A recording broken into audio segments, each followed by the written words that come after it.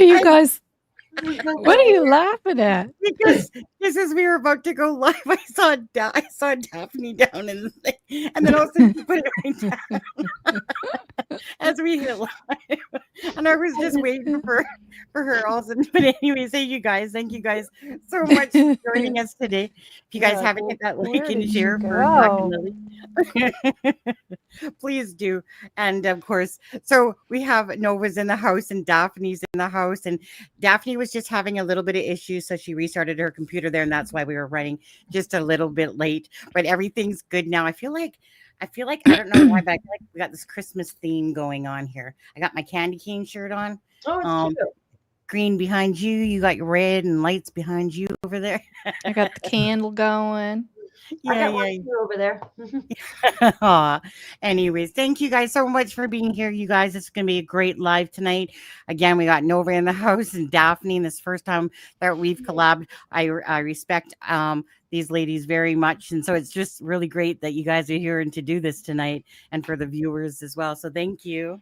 Yes, thank you so much for being here, everybody. It's so awesome. This is so much fun.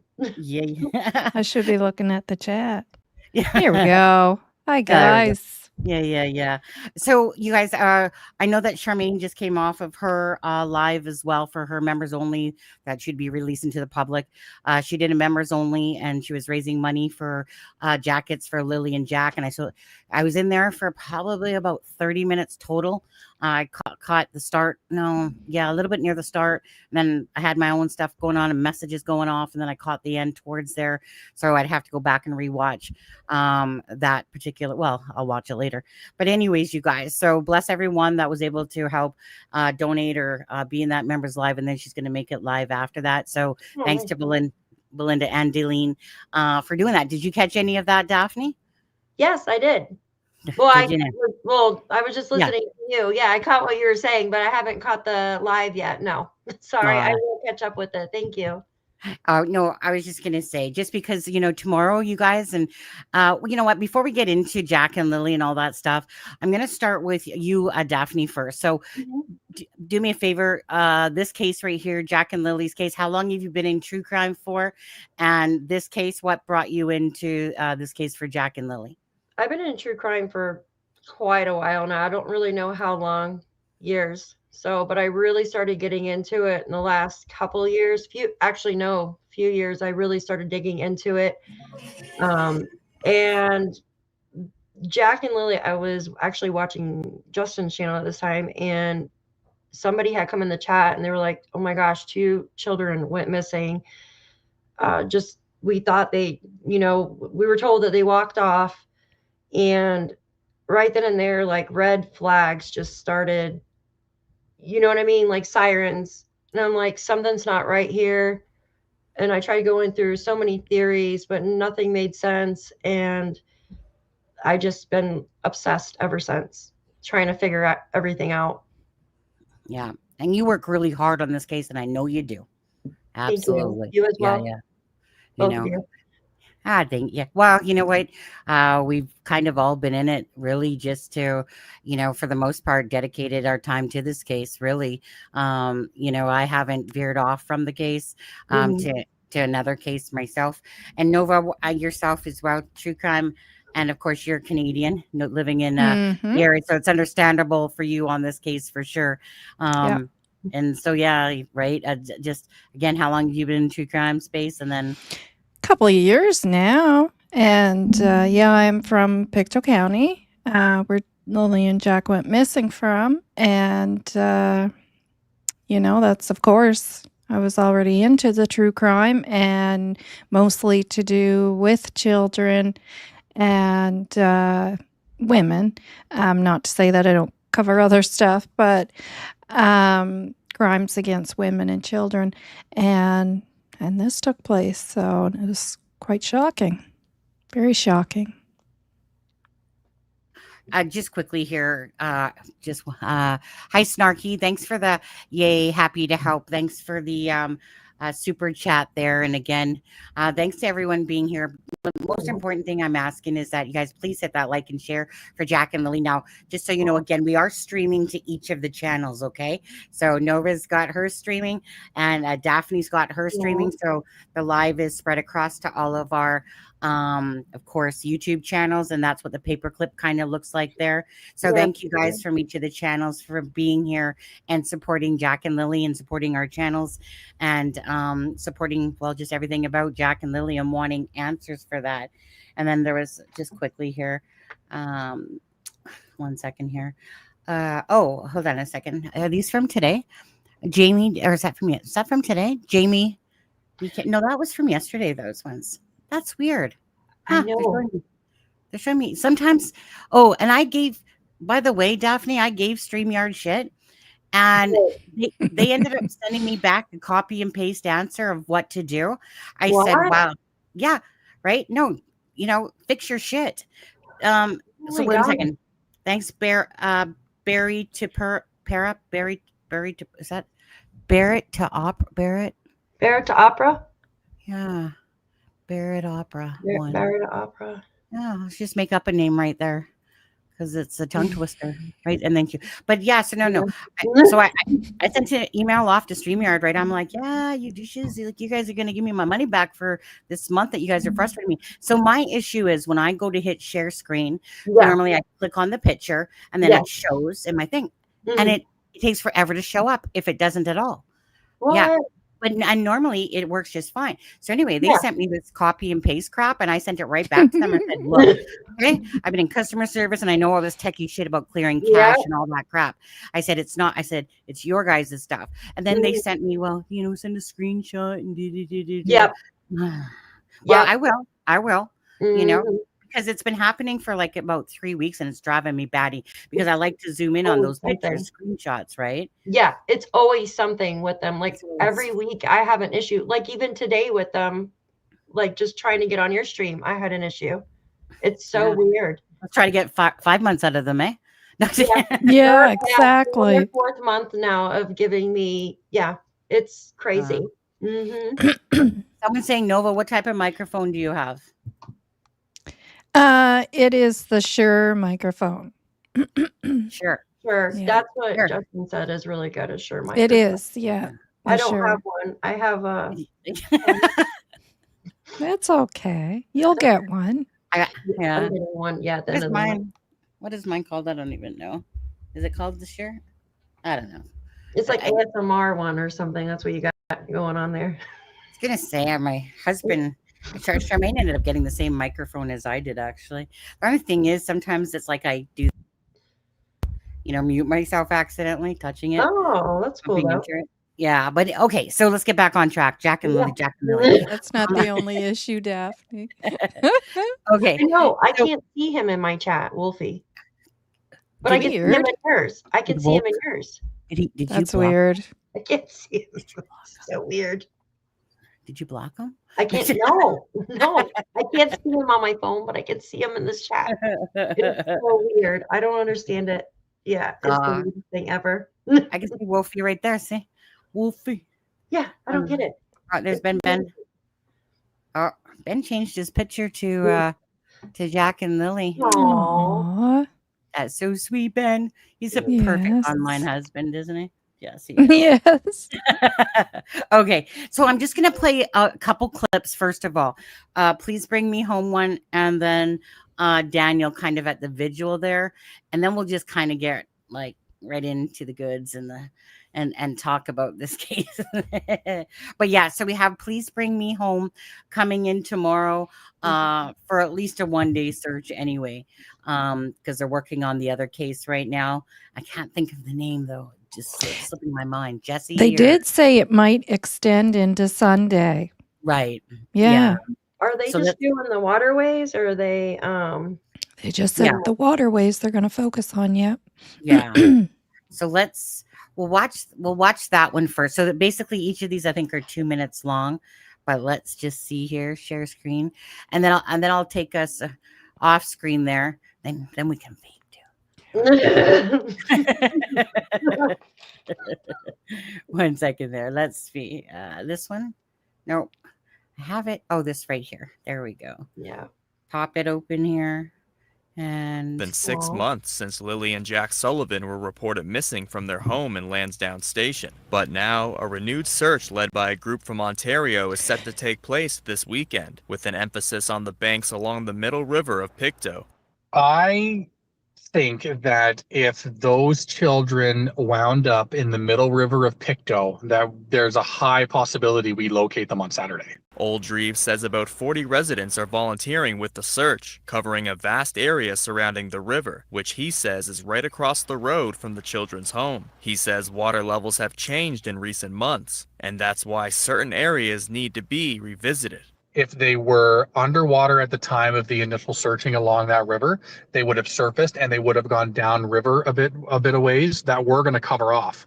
So it's not so much that it's a tactic they haven't used, it's maybe a tactic that they haven't revisited since that initial time. And so that's what we're doing. The siblings were reported missing on May 2nd, prompting lengthy search and rescue operations throughout a densely wooded area surrounding their home. In September, RCMP cadaver dogs completed a 40-kilometer search in the highest probability areas near the home, but nothing was found. The area's counselor says he welcomes this latest search effort. I mean, the RCMP have done everything they can here, and the search and rescue have done a tremendous job, and they just couldn't find them. But if we can get other searchers coming in and, whether they find them or not, I don't know, but at least they're trying. In October, police said they're continuing to go through forensic testing and more than 860 tips, along with more than 8,000 video files. The group's search will go from sunup to sundown on Saturday, with the possibility of carrying into Sunday if necessary. We're going to do the best we can to locate these kids. Mitchell Bailey, Global News, Halifax. okay, now, whoops, 1 second here. Go back over here.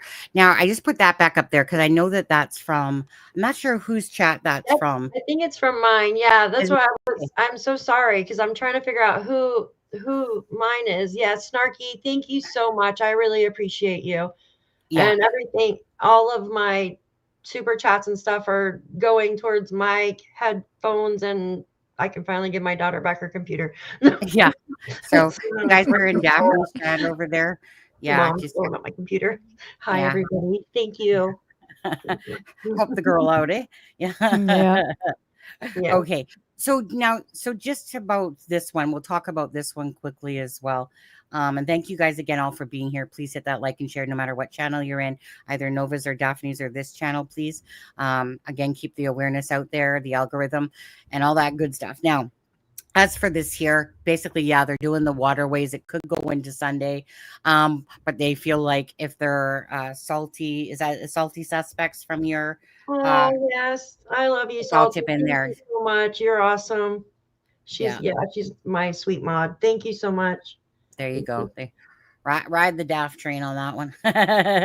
Okay, so with regards to this, they figure that if they're in the what's it called again, the Middle River. Middle River, that chances are they will be found if they're in that section. What are your guys' thoughts about? Do any of you feel like that the children could be in that area? Yep. I've already done a very extensive video on it way back when they went down to Chance Harbor and they had blocked that area off. We're doing something down there due to a ongoing investigation. At the time, I wasn't cluing in that Middle River was called Middle River because I always called it the Alma River because my husband and I go fishing there, and the end that we go fishing at is in Alma, and I always called it the Alma River. Oh, okay. So then I went on and I was looking up Middle River, and then I clued in that it was the same river, quite a long river, and the opening of it is near is actually right where my husband and I would fish, and just a little bit further down that's where it opens up. and then into a waterway, and then flows out into the bigger waterway. Anyways, long story short, it ends up in Chance Harbor, in an area called Chance Harbor, Black Point, PICTOU Harbor, down that way. So I thought, okay, well, that's probably what they're doing then, because if the kids did end up somehow in that river, they would have to scratch that off the list, obviously. Even, I mean, some people were saying, yeah, but the water's low here and there, but it doesn't matter. They would have to do that. They would have to make sure. And that is the area where the children, if they did flow that, far down, Yeah. that would take them into the ocean, to the mouth of the ocean, that they would have to, check that area, obviously. So I went through that whole thing in my video. I actually, just the part that they had there in that news clip that you showed, Sunny, Yeah. was the exact map I had on there, Oh, where wow. it had shown where the river comes out to that mouth right at the tip there, and then into an open area, continues to flow out through, and eventually end up down into Chance Harbor. Yeah, so I definitely think it's a possibility. I had touched on it, and I know that day Daphne was in my chat, and Mary was in the chat when we did that video. That was the day with the pig, and we all took a vote whether it was a pig or a cow. And then Belinda was in the chat too, pig. Belinda Gray, and she's like, "It's a pig." That Anyways, looks like a cow. I know, It's so funny. but you remember that? That was so Yep. funny, and I know Daphne's touched on it extensively as well. Go ahead. Yes, so I think that is a big possibility, because the Alma, I'm just going to call it Alma River, because that's what you locals call it. And it runs all through there. Like, that's one thing that connects all through that area and then flows out, right, to the ocean. Mhm. Now that's if they were put close in there, it's so hard to talk about, right? I know. I was thinking the same, and I've been really focused on that area up by the Pioneer Cemetery, and then also going down towards the Glengarry station. I feel something is there for some reason, because why did they come back and get camera footage the end of May if there wasn't, right? So I know they were trying to eliminate vehicles that shouldn't have been in the area, but what did they find before that led them there to get that camera footage? Kind of thing, right? So but yeah, I think of course they are close to the Alma River. I do, somewhere in there, if that makes sense. And whether they got there themselves or nefariously were, taken down. I always felt the area in Alma, because if it was nefarious, it's not out of the realm. It's not long travel. It's a very short distance for someone to travel there into that area to get them further out to drift away. Yeah. Okay, so 1 sec. Thank you, shenanigans. 1 second. So, hold on 1 sec.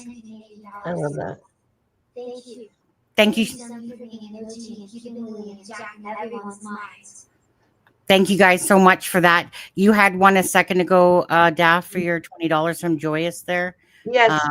Joyous, thank you so much. She's another one of my awesome mods. I appreciate you. You are wonderful. Thank you so much. Yeah, my computer things, exactly.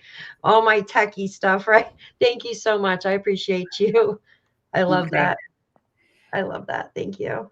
And then Joseph Moore, is that you as well? Mike Fund, yeah. Oh, yeah. Oh, thank you, Joseph. You're awesome. Thank you so much. I know you guys want to hear me and I sound all like crazy, right? I appreciate all of you guys. Thank you so much. And thank you for being here. Yeah. Thank you. Again, for everyone that's in the live, we're streaming to all 3 channels here. You know, I'm the main point, and then Daphne and Nova have their live, so we're all streaming at the same time. Aw. So there's another one coming in for you, Aw. Jennifer Cook. Help with your mic and headphones. Prayers for the search team tomorrow. Thank you all for keeping Jack and Lily's Aw. name front and center. Again, thank you guys for all your love and support.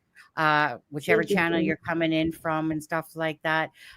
We all want answers for Jack and Lilly. At this rate, I think you could have a mansion, not just a microphone, but a mansion to go with that. I get a mansion for my microphone. Thank you, Jen. Jen, you're awesome. Thank you. All of you guys are awesome. Thank you. Okay, Yeah. so now just to ask you, staying at, oh, here we go again, jam to the Oh, jam. you guys are spoiling me. Love you, Thank Daph. you, Jam to the Jam. Love you, Daph. Do an amazing job. Oh, you guys are awesome. Thank you so much. Yeah, I'm gonna be hooked up. Thank you. I have like gold headphones and microphones. That's Are good you all right? though. You're working hard, girl. It's gonna be Thank blinging you. those gold headphones. Actually, just get pink. Okay, get pink. Oh, I like it. Thank you. Okay, thank you guys so much. Now, with the coordinates here for that one that Nietzsche put out, you know, like meaning obviously the audio's been out there for a long time, but I don't know that. I mean, she was actually. Let me put it this way: Nietzsche, Nietzsche, however you say it, she goes. Nietzsche true crime. She goes always into kind of like she's very detailed, like obviously whatever her profession is exactly, I'm not sure, but it's obviously some sort of like I don't know if it's body language expert and voice analysis or whatever the heck it is. So whatever, you can tell she's obviously in that line. And she gets very detailed about things, but it was a good catch on that scanner audio. So what do you guys think about that particular area where obviously there was heat signatures and they were kind of looking around, like basically like, you know, go 5 feet this way, like you're going the wrong way, go back this way. And then it just kind of moved on. It's almost like nothing to see. What do you guys think? You guys think I'm just trying to. Is that I didn't watch her video. I don't watch a lot of her videos, but is that the area where they thought it might be a fox den or something about a fox den? Or is that something different? Yeah, I'm not sure. Maybe Daphne knows the answer to that one. I just know that this is on Lorda Park there. And I just was listening to the scanner radio part of it. Okay, so I know for instance, they did have a heat signature for that Swan area. And for the black swan, and this was at night, I believe. And what it was is the heat signature caught the swan, because even though it wasn't that sunny and stuff that day, it's still warm. I guess they caught it on the radar. And then they had caught like moss and something else on a tree. Now there was one thing, and it had nothing to do with the heat, but it was one of the dogs. And they were they were by the Landsdowne Lake, which is across the street from kind of adjacent to this Lorda Park. And they had mentioned something about one of the dogs was going like there was something there. And he kept talking over the scanner to the other search crew. He's like, hey, the dog's kind of acting on something. Were you guys just over there? And he never really got an answer on that. And I thought that was weird. So I don't know if they checked. You know what I mean? Do you remember that? Yeah. But I don't remember another heat signature though. But I'm not saying it didn't happen. You know what I mean? Yeah. I just don't remember. Yeah. Well, so I mean, like I said, they're going to be checking the waterways, and I know that. If I'm not mistaken, I remember when, sorry, my bad. Why am I Nick Oldreeve there? Because he was talking about looking here as like this area.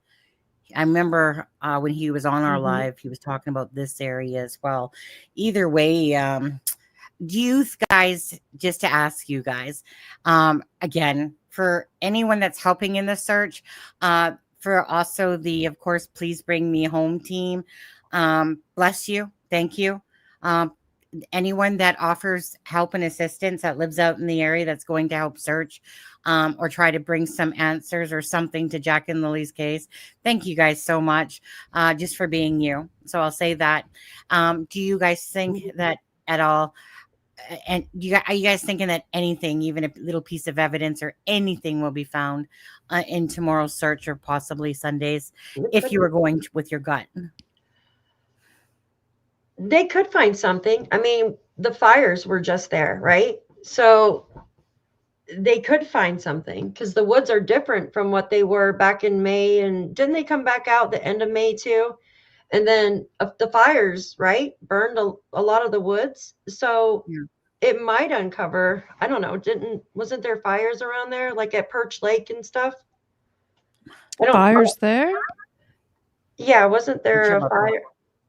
Or no, not in that area? I don't think so. Not that I recall. I don't know. Are you talking about the one that was kind of on the hill right near the time that the children disappeared? That one? I think so. Which Kent Corbett would know which one you're talking about, I'm sure.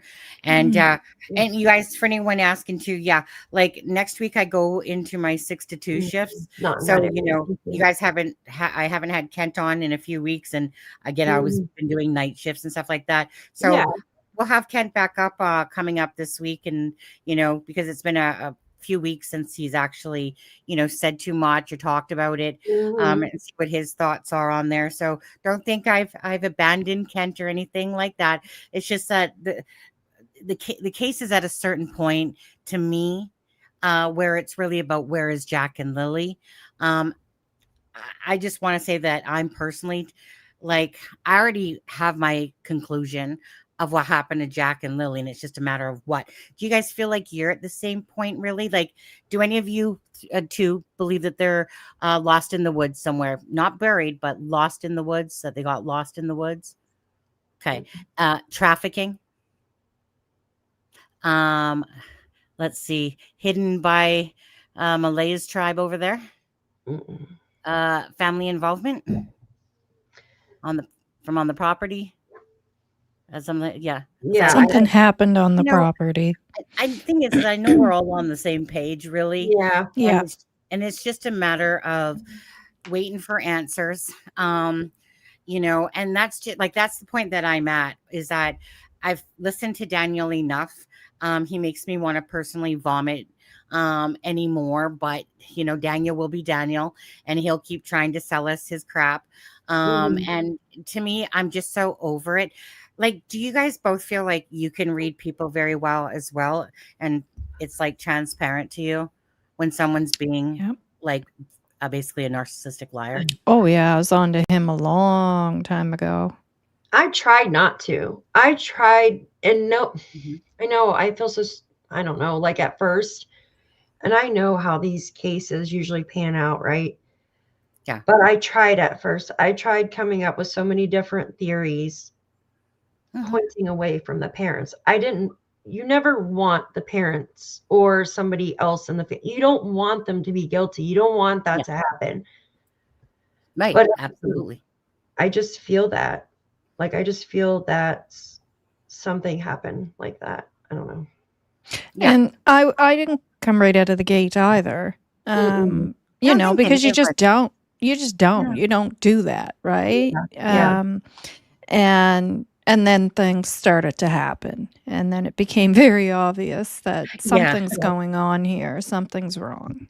Well, I was going to say, so let me play a clip. Pull out your vapes, girls. I'll just play that clip of the Daniel, just the vigil one here for a minute. And Mary, thank you for the $5. Yeah, yes, Mary. Thank you. So sweet of you. Okay.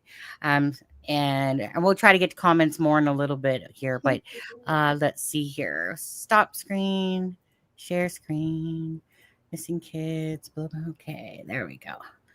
So this is at the vigil that night. For almost 6 months, Daniel Martell doesn't believe Lilly and Jack Sullivan are in the woods near their home in Landsdowne Station. Everything's been searched at this point, so I think everyone's just looking to, what's the alternate, what could have happened to the kids. other than being in the woods. The kids were reported missing from their home in Pictou County on May 2nd. Since then, there have been extensive searches with cadaver dogs brought in and RCMP combing through more than 800 tips and over 8,000 video files. Despite little results, Martel says he's doing everything he can to advocate for the kids. You know, I'm just trying to keep the public informed as much as I can. And I don't know if I'm the best voice to be speaking for Lilly and Jack, but you know, I'm still going to do it anyway, and for the kids. Martel was one of many who attended the silent vigil at Stellarton's RCMP detachment to mark Jack's 5th birthday on Wednesday evening. Many of who came with the hope the event will keep the story at the forefront. For the maternal aunts of the kids, the last 6 months have been difficult, especially with speculation and accusations online about the family. Absolutely miserable. It's a nightmare that I wish we could just wake up from, and you know, I wouldn't wish this on anybody. Vigil organizer Kent Corbett says the event is an opportunity to show support to the family and bring the community together. We can let the family know that Pictou County and Nova Scotia and beyond are not going to rest until we find answers and bring Jack and Lilly home. Pictou County's warden adds their disappearance has significantly impacted the area, but cautions against speculation about the case. They belong to all of us. It takes a village to raise a child. Well, it also takes a village, the whole county, to protect these children. For Martel, he's touched with how many people came out for the kids. You know, people are still standing here in the cold just, you know, for Lilly and Jack, especially Jack on his birthday. Angela Capobianco, Global News, Stellar. Thank you. Okay. Woo-hoo. Okay. So, thoughts about all that? Who wants to go first? Dad, go. You go, Dad. I look at all those toys and just can imagine, like, if they were here, how excited they would be to just jump in all those toys, right? Oh my goodness, yes, the love and support. Yeah. I've seen some. I have a friend. She was there, and I have like some other footage too. And I give Daniel props for being there, right? But Daniel, I can't. All of the inconsistencies and the back and forth, the lies, and with him and his mom, and then mute from Malaya, right? Like nothing. Yeah. That's what changed my mind about this. But actually watching him stare down Haley and Cheryl there Mm-hmm. from a different view, he's like giving them like the evil eye. Like you could see it, right? Like tension. He, Daphne, just quickly. So he went and shook their hands, but Haley basically said, F you. Like, Oh, seriously, you've been Yeah. trashing me and you want to Mhm. shake my hand.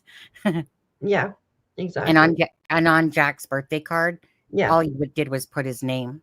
What? That's it. He didn't write anything. He just wrote Daniel Martel. What? Yeah. So I just wanted to let you know that, you guys, Wow. if you guys didn't know that. But anyways, so go ahead. Yeah. No, I didn't know that. No. Yeah, I could see it in his face. On my video, not the news one, and he's just staring at them, like just like evilly, you know, like just I don't know. It just gave me a bad feeling. That's all.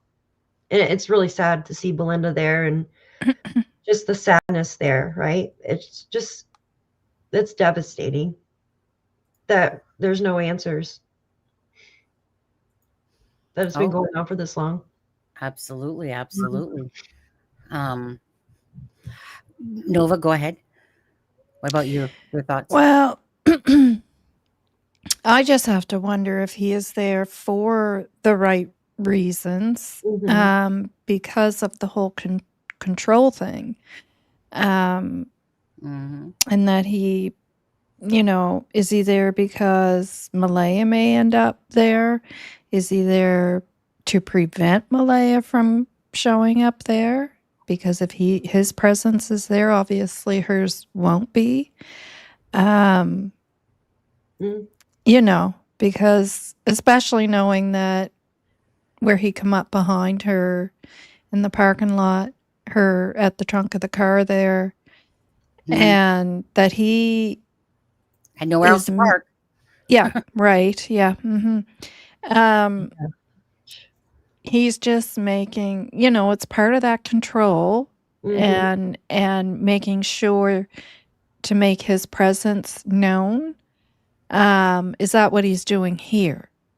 Is where my thoughts go with that, I personally think that I think all of us agree that near the start, Malaya's interview was strange, and Daniel seemed to be trying to take the lead in everything, and you're trying to look at every avenue, because like Daphne said, you don't want to think that the parents are capable of doing something, and you do try to look at all avenues. But then it didn't take too long before the inconsistencies started happening, and the way he was playing games, in what I call trying to play mind games into the true crime community, as if we were stupid.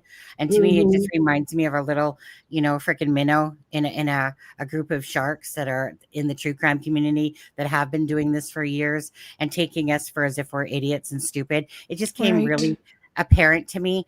And once I was done with that bull crap, right, then it was just like, you know what, dude, seriously, I'm going to sit there, and if I'm going to talk to you, and if you answer me, fine, so be it. But I'm still going to sit there. Like, every time I even made a comment towards him that said, like, this was his own doing by what he has brought on, you could tell he would kind of be quiet. But the minute you stroke his ego, then he'll sit there and talk to you again. As long as he's getting his narcissistic supply of, of being fed and stuff like that. But with Daniel, here and whatever, I think that kind of like with the RCMP, anyone that kind of has like the guilty knowledge, especially, they try to insert themselves into everything. And I think that this is Daniel's projection of how great he is, but he's also sitting there, wanting the public to acknowledge that, thank you, Danielle. Thank you for being there for Jack and Lilly. You're just an amazing human being. I mean, less the drugs, less the abuse, less all the bullshit, Danielle. You're just an amazing human being, and type of thing. And he wants you to know that, like, he needs to be there. He needs to be in the now and in the know and everything that's going on. And Daniel is, like, to me, in control. Yeah, absolutely in control. But what I truly feel about Daniel is that he's such a narcissist that he doesn't see his own perception of how he's being perceived. And it's just a full-blown narcissist to me, just full-blown. He's a sexual, deviant. He's, like I said, he sits there and acts like Malay is the abuser to him, that he's the victim.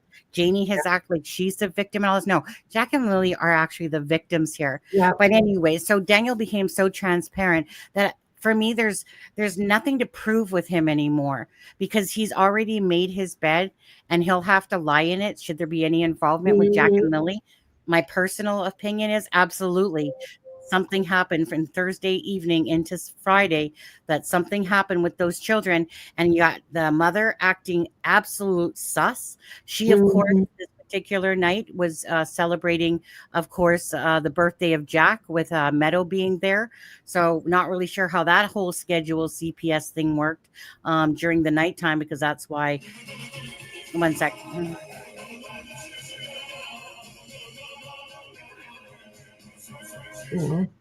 Let's see here. 1 second.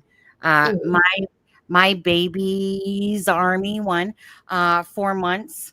Of course, thank you so much, you guys, to all the members. Jam to the jam, as I think on yours there, Daph. Yes, thank you. Daniel aiming to be the Bachelor, Maritime's most wanted loser edition, orange jumpsuit season, baby. Orange jumpsuit with the math man cape. Yeah. Thank you, Jam to the jam. I mean, orange is the new black, and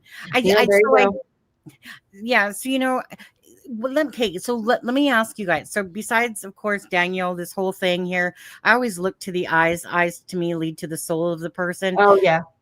Type of thing. And even when he talks, it's just like, dude, you're not even resonating with me. Like, it's like you just watch him talk and you're just like, oh, dude. Yeah. seriously, like there's very few people that actually believe, like there are some people that still believe that the children are hidden, you know, and I'm just saying all I can say about that myself is come back to this planet. It's not Right. normal. It's so far from the truth. Find me cases that are where this has happened like this. Find me other cases. Nothing about cases where the parents took them to a different province and that was the parents that were actually with their still kids or took the kids' lives. Find me something in this time frame, this plot time frame that they have, that you can actually pinpoint when this vehicle supposedly came and that it wasn't tracked at any point. And these two are so smart that they managed to do all of this. And Malaya managed not to take the birth certificates with her whatsoever, but had to ask for them. So if this was pre-planned and all that stuff, give me a break, Danielle. It's your seed that you're trying to plant and you're trying to do that. But guess what? The time will come when it will be up to the a jury and stuff like that if you have any involvement. So our perception, it doesn't really matter if someone thinks that they're hidden or whatever. Bottom line is it's the evidence that's going to bring this case wide open and stuff like that. So you can try to fool people some of the time, but you're never going to fool me anytime at all with the bullcrap that's going on here in Malaya. What do you guys think about, first of all, I just want to ask you about Malaya's letter. That for please bring me home. I don't. Yeah, I don't. Yeah. The song. That's okay. weird. Right. Well, the whole isn't it really? It just the whole thing is weird. The whole thing is weird. I think Chat GPT probably could have wrote a more sincere letter. I think you're right about that one. Okay, so. Right. And I'm just here like to call spades a spades.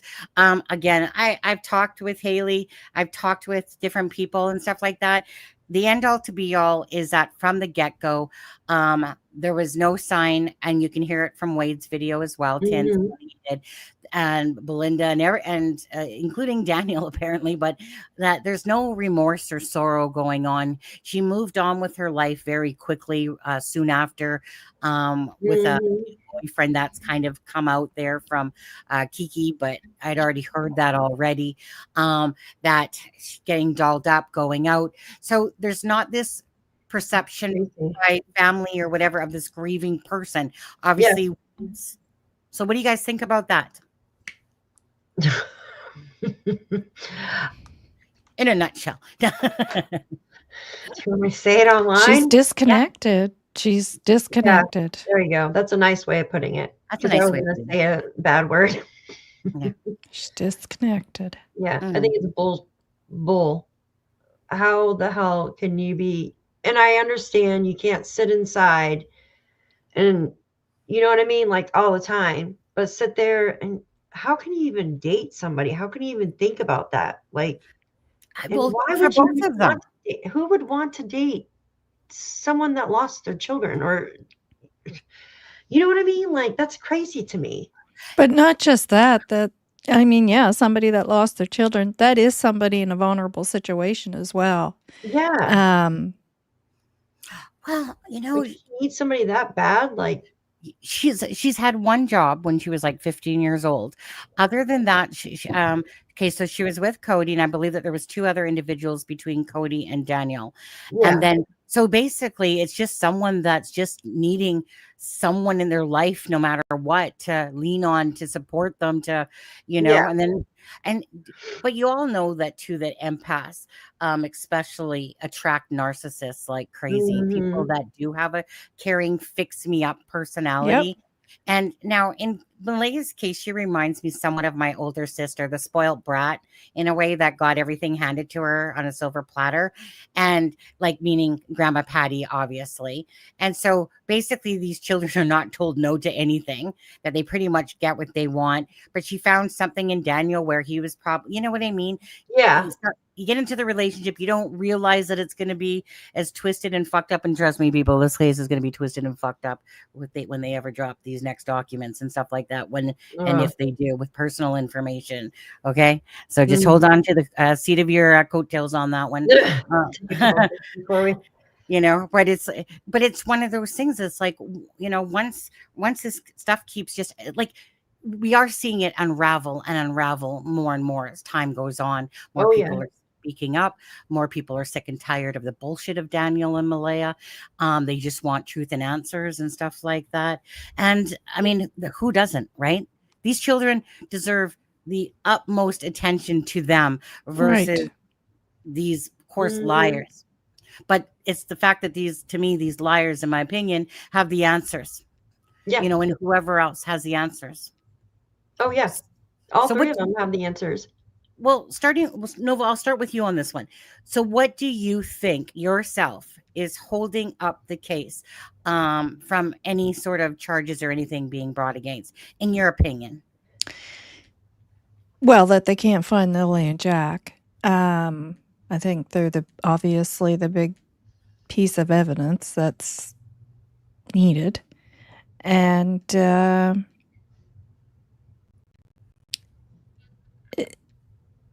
Malaya needs to talk more. Now, is she talking more? Because one thing I noticed when Kiki, what Kiki wrote, she had stated, why are you talking now? Why didn't you say this stuff before?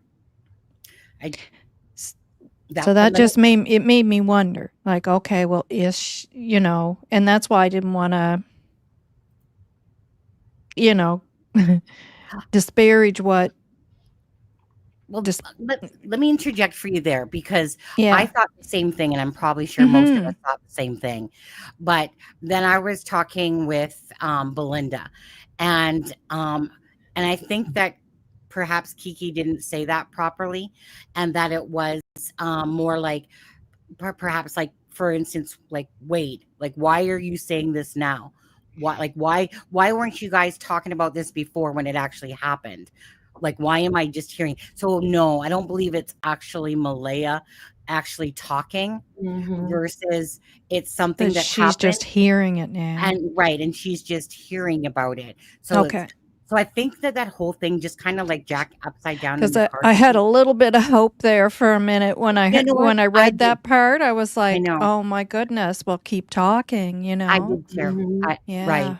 I did too, but it was really, and it's kind of how I felt like, well, it must have come from Malaya in order to, obviously it did come from Malaya, or something to this effect came from Malaya, right? Which would have been brought down to Cindy, to Wade. Because, I mean, let's get real, right? Of course, there's going to be some talk. There's going to be stuff that they knew that happened or something like that.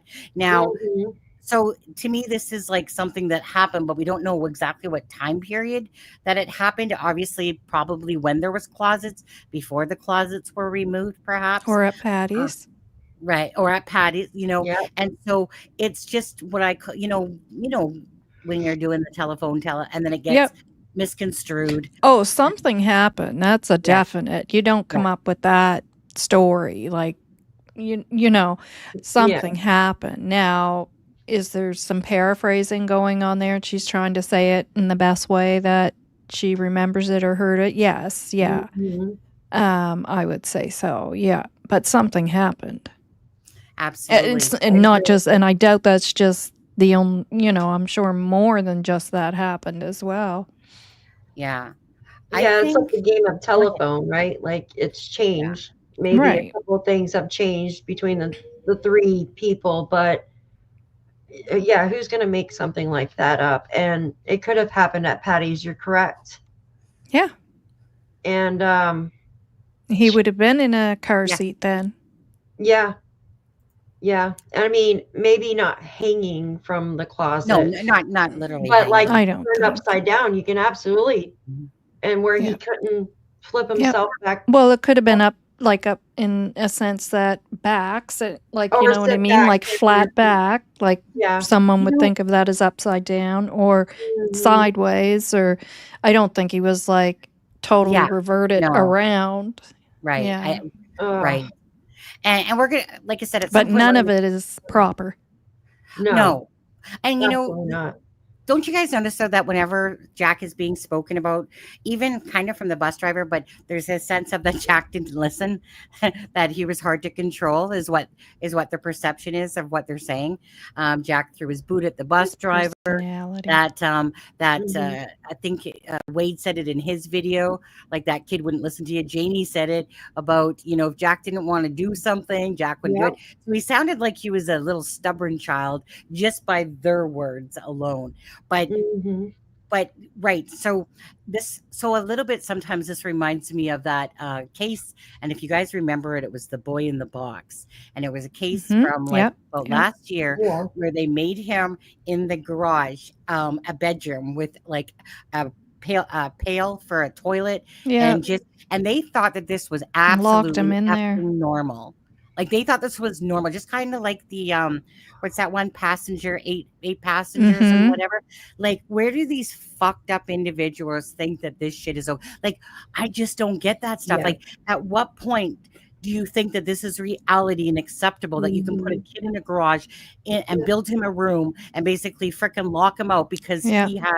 he's a troubled boy with some sort of disability issues or whatever they think was autism and stuff like that. Mhm. It's so like, this is why I'm kind of associating of, if Jack is strapped in this chair, was it because it's kind of like, well, stick you in there, that's your punishment, and then he's I throwing a temper and then turns over, and that type of idea. I think that Jack acted out because, number one, he and Lily probably didn't get the attention that they needed. Number Mhm. one. Number Environmental. two, he was allegedly, from just him doing that, probably jealous that maybe Daniel was getting more attention than he was from his mom. And he probably witnessed his mom arguing with Daniel, right? He knew Daniel wasn't his biological father, but yet had been there more, probably wondering where his, you know what I mean? And he probably didn't respect Daniel, right? He Right. didn't respect Daniel. And then he acted out because that was the only thing he could do to get out, to, you know what I mean? Like, he couldn't get out what he really felt, so he acted out. I mean, you got freaking himself. Lily pulling her hair out. Right. That so my parents, when I grew up, they fought so bad that I did that. I still do it because I have anxiety, where you pick at your hair, and that's part of listening to your parents scream and holler, or they're screaming and hollering at you, or you know what I mean? Right back. But you guys, bear with me. I gotta go give the toilet a drink. So just keep talking, okay? I'm trying to cross my leg over here, and I can't. Oh. 'Cause I'm too fat. Can't do it. Wait, are you crossing your legs because you have to go to the bathroom, or are No. you just trying to cross your legs? Oh, okay. I just got to move around. Okay. So keep talking because I can still hear you, but I'll be right back. Okay. Yeah, I just I feel like there was a lot of fighting and arguing going on in that house, and he was acting out the way he felt like he should express himself, right? And then you have Lily, who takes to anxiety with pulling the hair and self-harming herself. Yep. Well, you have learned behavior. Mhm. And I mean, it sounds like things with her and Cody as well were not all that great. So, I mean, there could have been learned behavior that started there as well into the next relationship. And so you have learned behavior on top of how they're feeling because of the way they're being treated as well. Just terrible. It is terrible. It is absolutely terrible to even think about. Yeah. That any child would have to go through that. Joyous, thank you so much for those gifted memberships. If one of you guys received those, please tell Miss Joyous thank you. I don't have my little noises tonight, so I can't. I'll go. There we go. Make the little noise myself. Thank you, Miss Joyous. She's so sweet. Thank you. And that's why I've always had an issue with so many children being diagnosed as, you know, ADHD, ADD. I know there are children who truly do, but there's a lot of misdiagnosing going on because children, there's issues going on in the home. Oh, yes. Mm-hmm. I know my oldest son himself, I remember him acting out when his father and I separated. Yep. And I knew where the behavior was coming from. I knew why he was acting out.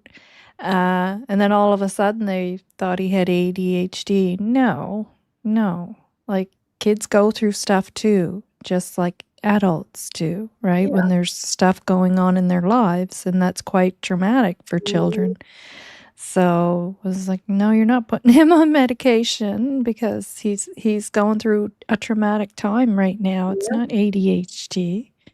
It's hard to express themselves. Yeah. So I just feel so bad for these children. yeah. Yeah. Like the life that I want to adopt all of them, everyone that is, because children just to me are just precious gifts. Like there's nothing more special than a child, and for anyone to neglect, abuse, use children. They are products of our environment and stuff like that. They see what you do. I always remember my son, my ex-husband, his name was Steve as well as my current husband. But anyways, but he would always, my ex-husband would always have like freaking a chocolate bar and a Pepsi. And then he would always belch like my ex-husband, after having it. And I remember Matthew having Pepsi with him and sitting there doing the big belch just like Daddy would do and stuff like that. And I'd be like, Yeah. but it honestly is, right? And then it becomes nurture and nature and stuff like that. But I just, like knowing that Lily was like yanking at her hair, and it's just, you guys, I just honestly absolutely feel like these children were absolutely neglected, and that I believe that when Daniel says that Meadow was like the diamond, that I just what I picture from this relationship in my head with between Daniel and Malaya is you got the narcissistic person that needs his control, and they'll do everything. They'll push, pull, typically what a narcissist would do. Now, again, a narcissist isn't a standalone. It is developed by different clusters that make up a narcissist. And Daniel, to me, is just a full-blown, absolute controller, tries to manipulate. That's hence why he would pin Malaya down and hold her phone, like try to take the phone away from her from calling her mother, right, and stuff like that. He pushed her against the wall. But don't forget, Daniel, Malaya was the abusive one, you said. But anyways, and so then you got Malaya there, who's got 3 children deep. She's probably depressed as fuck living on that property. Sorry, guys, excuse my language, not really, actually. And then have to listen to Janie's ass interfere probably in their daily lives all the time as well. I really feel like Malaya has just bounced from relationship to relationship and picked, people that are just not even good for her. But she's in another one, guys. Like I said, not soon after Jack and Lilly disappeared. So what does that really tell you?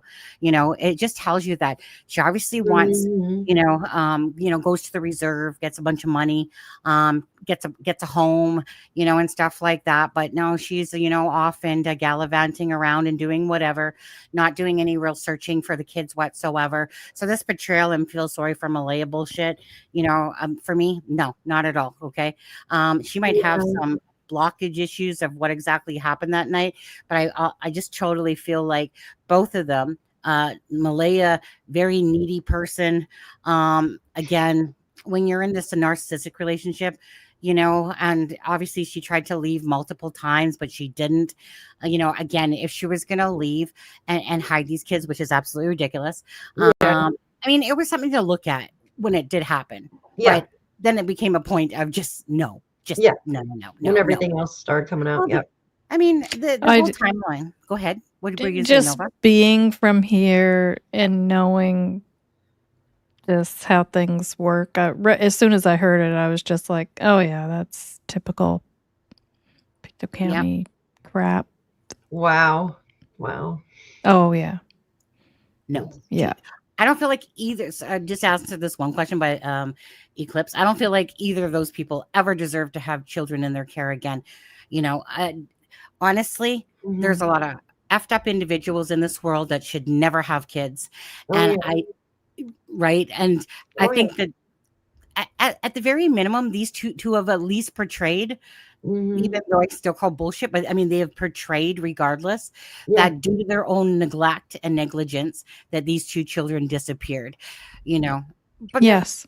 But then we go into the bullshit timeline story that doesn't make sense, doesn't add up and stuff like that, right? I mean, we could just sit here and go, I mean, it's like, honestly, this case for Canada is very twisted. Daniel is like, yeah, it's just a circus act. Dude, who started that? You and Malaya. Right.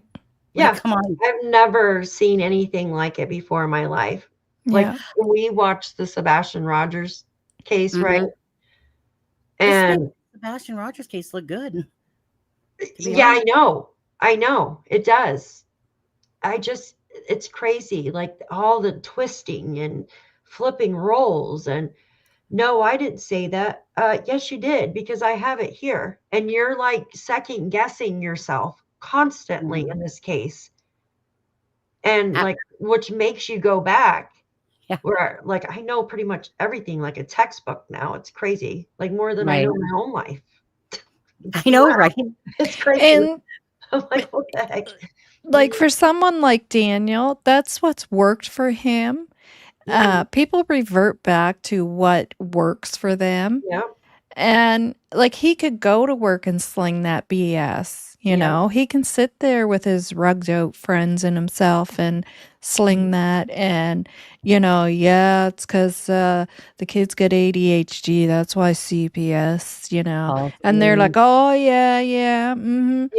Just sucking that up and believing it, you know. And it's worked for him. And he's probably a master at it, making it seem very realistic and truthful. But it doesn't work in this community. You know, it doesn't work with Sonny or me or you or Justin, or it just doesn't work. You know, where are we at in your community now with like, is it toned down about people talking about the case? Are they still feeling like oh no? Tell me what's going on in that community still right now, Nova. Oh, people are still talking, and like, you know, and my husband will hear it, like when he's out more than I am. But no, it's not shut off. And it won't shut off until there's an answer. And I think as long as people like us continue to talk about it and keep it alive and keep it out there. But they're just becoming more and more and more convinced, obviously, that something happened on that property. And more so had to do with Daniel. And I agree. You know what? Let me play this. This is from Dolly on here. Now, this is Dolly talking, but so I'm just going to play it out. I'll put it on a little bit faster speed, and then we'll come back. So girls, pull out your vapes, go behind. I'll play this here on there, and I'll pull out mine, and we'll just sit there. Because what are you talking about? Nothing at all. Nothing at all. We don't, absolutely innocent here. It's empty. It's just air. No, but anyways, honestly, my head right now. This case makes me want to freaking just puff this thing all day. Oh, yeah, I know. It's crazy. Sleep with it in your mouth. I mean, no.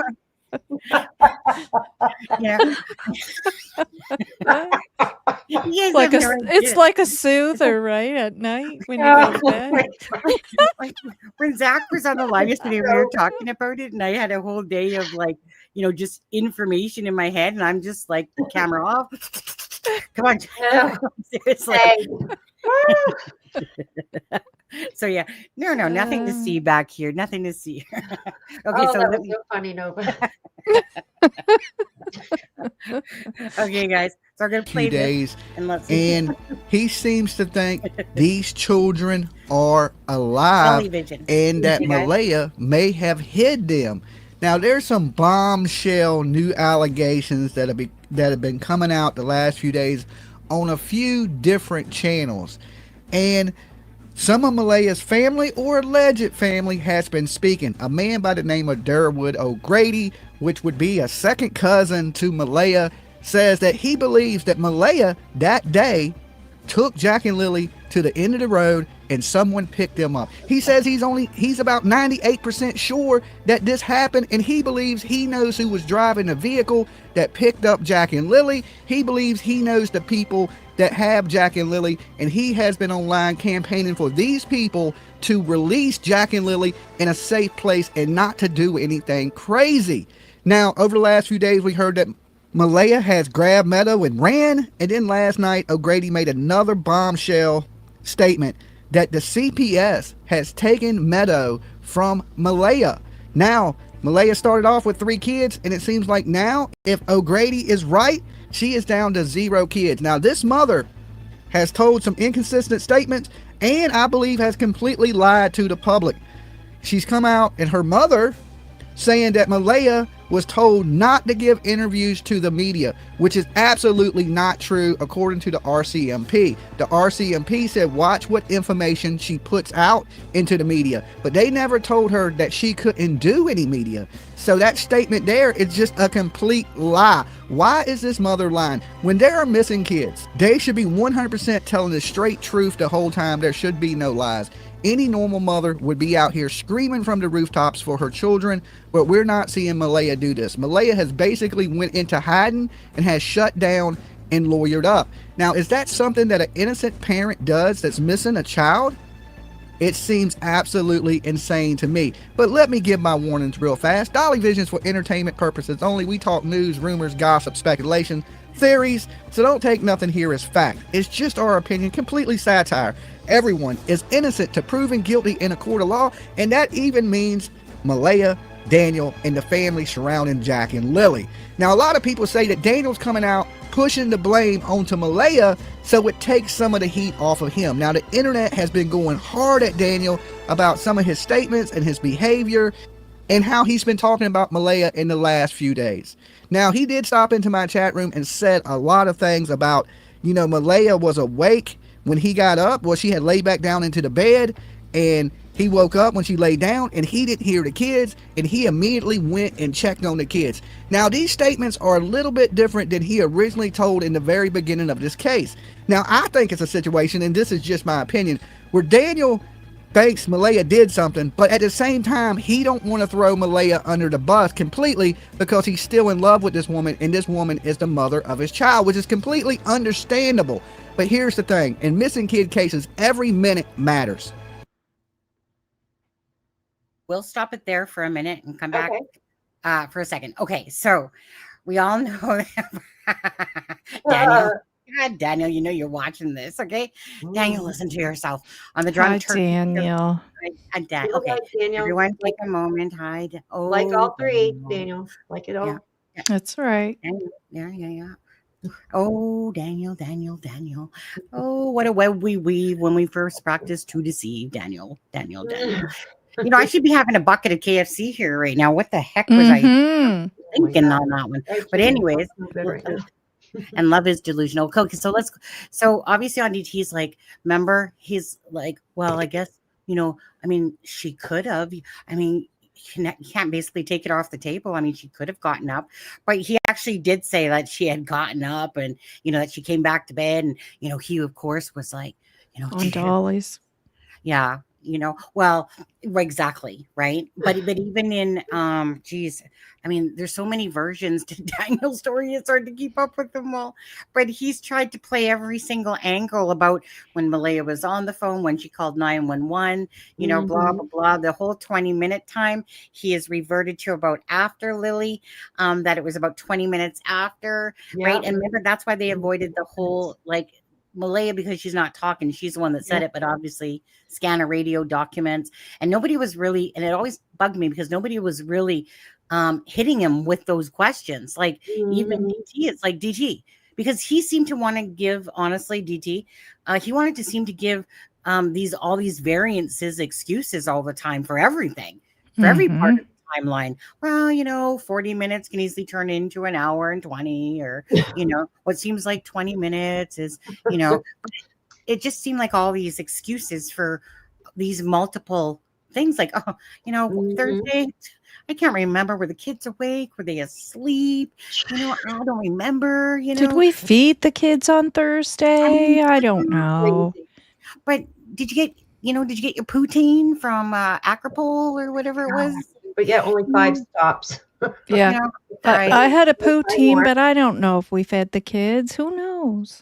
That's crazy to me. Were they Yeah. even alive? Yeah, I know. Might have been outside. I don't know. I know, right, Malaya?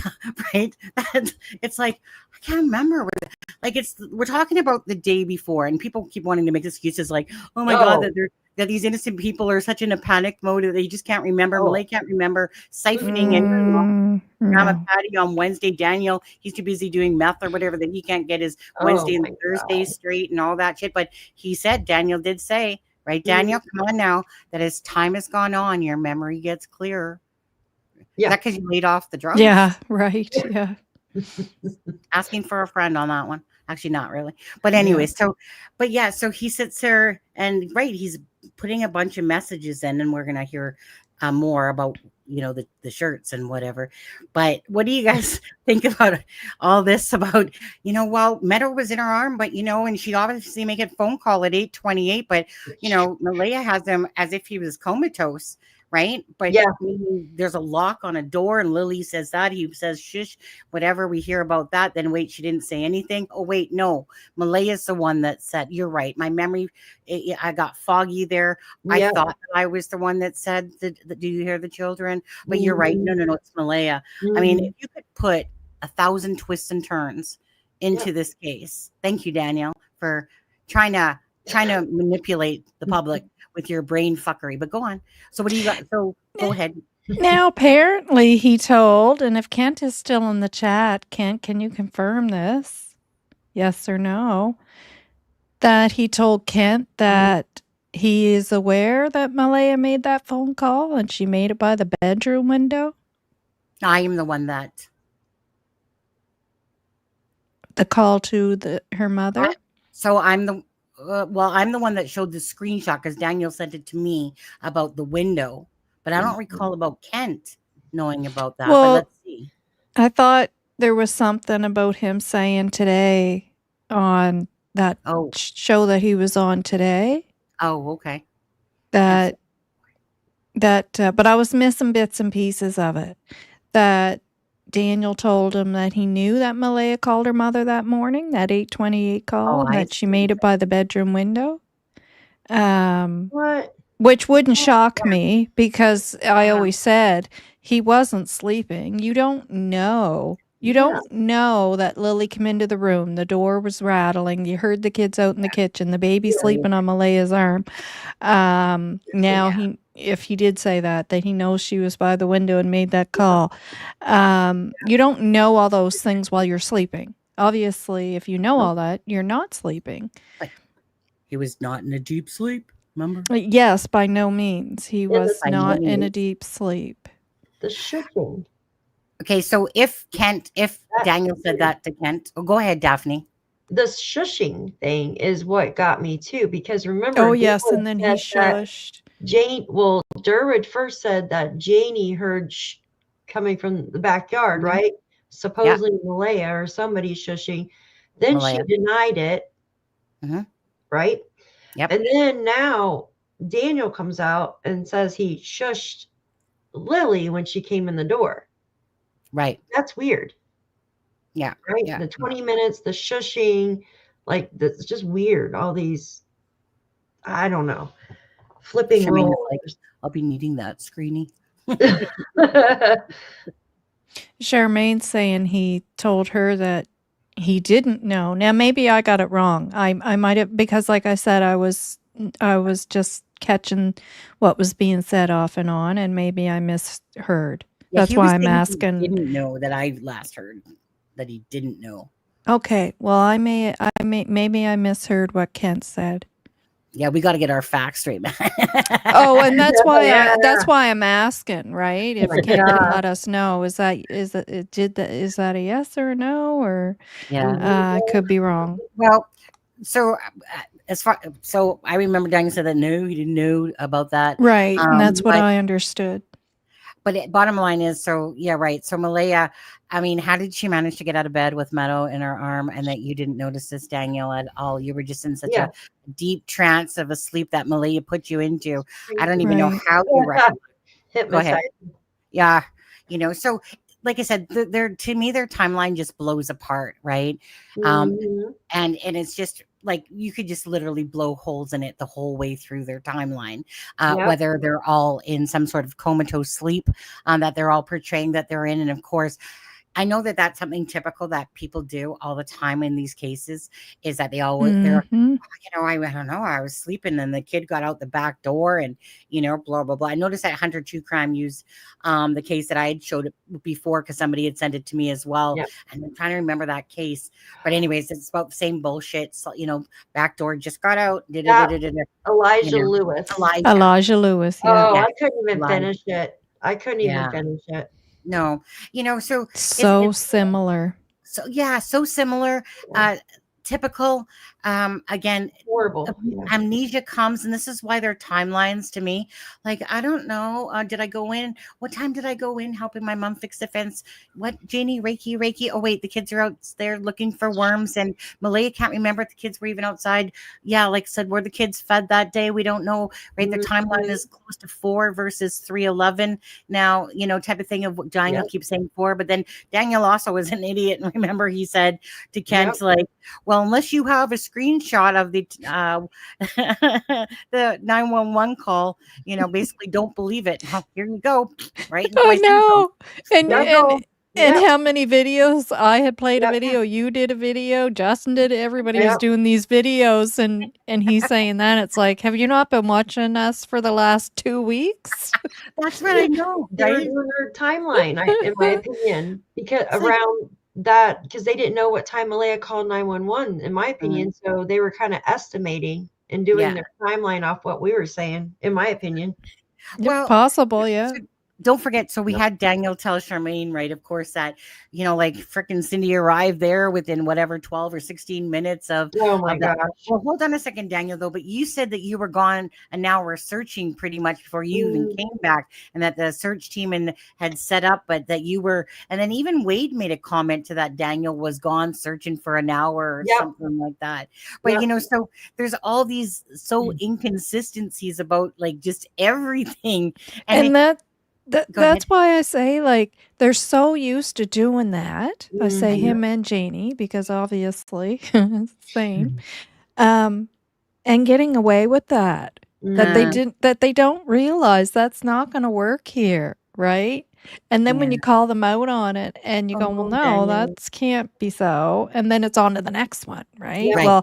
Well, okay. Well, you guys have the proof there that she didn't. Okay. But you can't tell that that's her because look, she's cut off. Malaya's cut off there. You don't know that that's Malaya. Well, what's it matter if it was, it is Malaya, but even if it wasn't, like I said, if it's the devil that she's texting with, it still shows that Cindy didn't get there in 15 minutes. Like, absolutely. Right. So like, he was just on this kick of just really trying to portray that, that these children are hidden and stuff like that. Go ahead. What were you going to say, Deb? Oh, no. Remember in the beginning, that I swear that I heard that Malaya's phone was dead. And she used his. You did? Yeah. Do you guys remember that? Yeah. That Malaya's phone was dead, type of thing. And she used his or something like that, wasn't it? Yeah. Her phone was dead. And she used his. But he said, no, we never heard that. Well, we just make it up, Well, that's just the thing. Why does everyone remember that? But yet, see, everybody else remembers too. Yep. But yet all of a sudden it was just like, now where was that said again? Yeah. That's the thing I think that was hard, was that there was nothing to show that he actually said that anymore. Like, where did it come from again? Because there's so much, right? There's like, honestly, with Daniel, try to keep up with his freaking, messages and his indifferences and, all that stuff. Anyway, let me play out some more here. This one. Thank you. Okay, we don't know where these kids are. We don't know what condition these kids are in. We need 100% the truth. And another thing that I found strange in this whole thing is Malaya, when she left, she wanted the children's birth certificates, right? Why would she want the children's birth certificate? Why would she need their forms of identity and who they are, but yet she's not going out searching for the kids, looking for the kids? Is this a mother that already knows where the children are? A lot of people are saying she's hid the kids. Durwood O'Grady is saying she hid the kids. And Daniel himself told me he believes these kids are alive and they have been placed somewhere. The $1 million question is, where are these children? Now, the RCMP has issued a $150,000 reward for these missing children. They are asking for the help of the public in figuring out what happened to Jack and Lilly. Is $150,000 going to be enough to make someone come forward in this case, to make someone talk, to bring justice for these kids? Now, Daniel also made some other bombshell claims that when Malaya was getting her stuff, that she took 2 of his sweaters. I asked him, I said, is it the hoodie type sweaters? And he said no, that they were regular sweaters. Now, he's scared that if Jack and Lilly are found somewhere, that these sweaters will be planted with Jack and Lilly. So it looks like that he put Jack and Lilly wherever they are found, which is pretty mind-blowing and kind of scares me a little bit that there could be a crime scene, but I'm praying. Okay, so let's go to that one.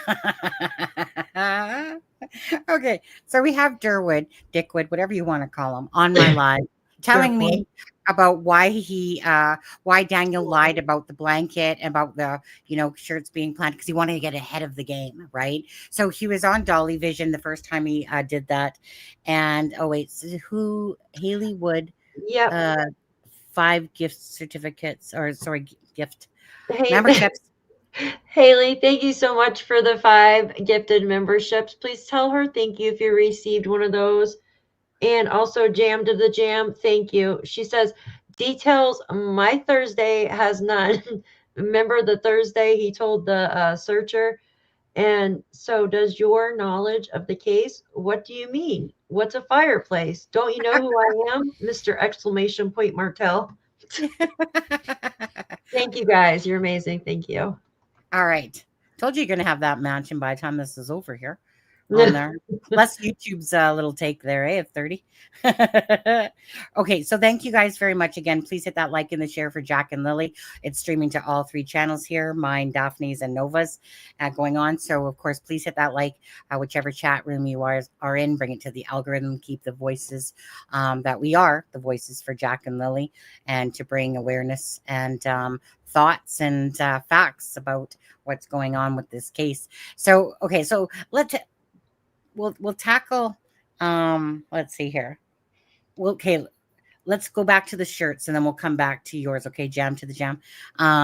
So obviously, like I said, Durwood, his name is Darren. Okay, people. Darren had said that, the reason why Daniel, because Daniel's talking with Janie, and basically I just think of little puppet, who's speaking out, right? He's being like the, then the controller of the talk between them. But anyways, of course, he says, like Daniel said, that about the shirt, the blanket, first of all, and that he wants to get ahead of the game and let them know about those shirts and stuff like that.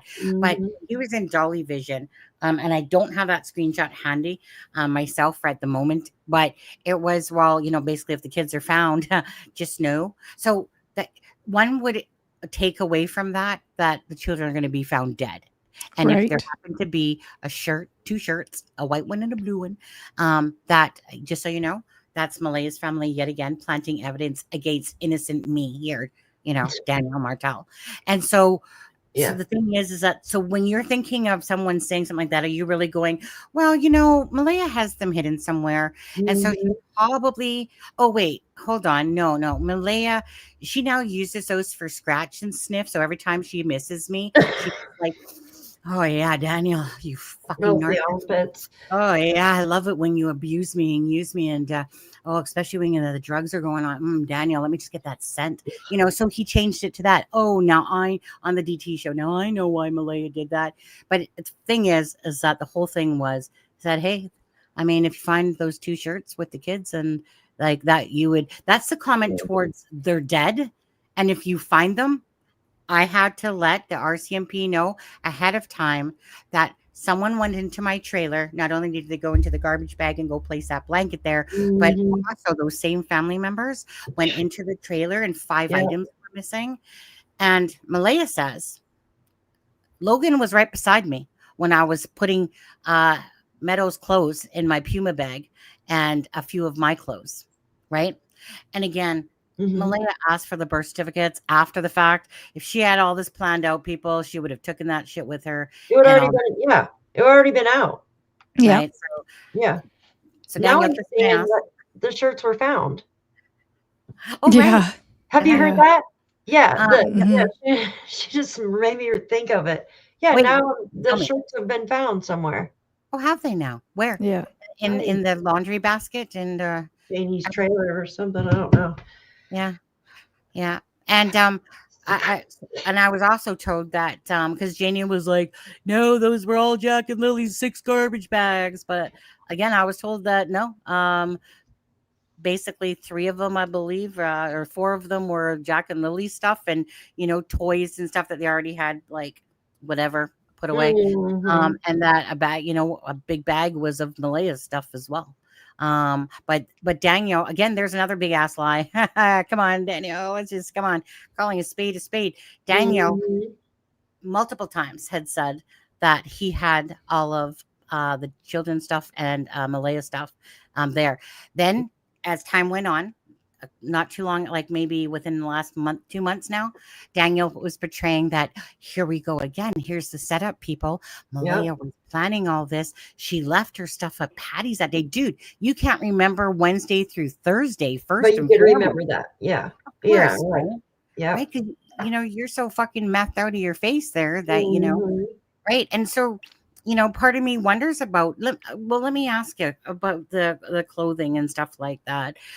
No, let's go to blanket. Blanket planted by Daniel. Yes or no? Your thoughts, Nova?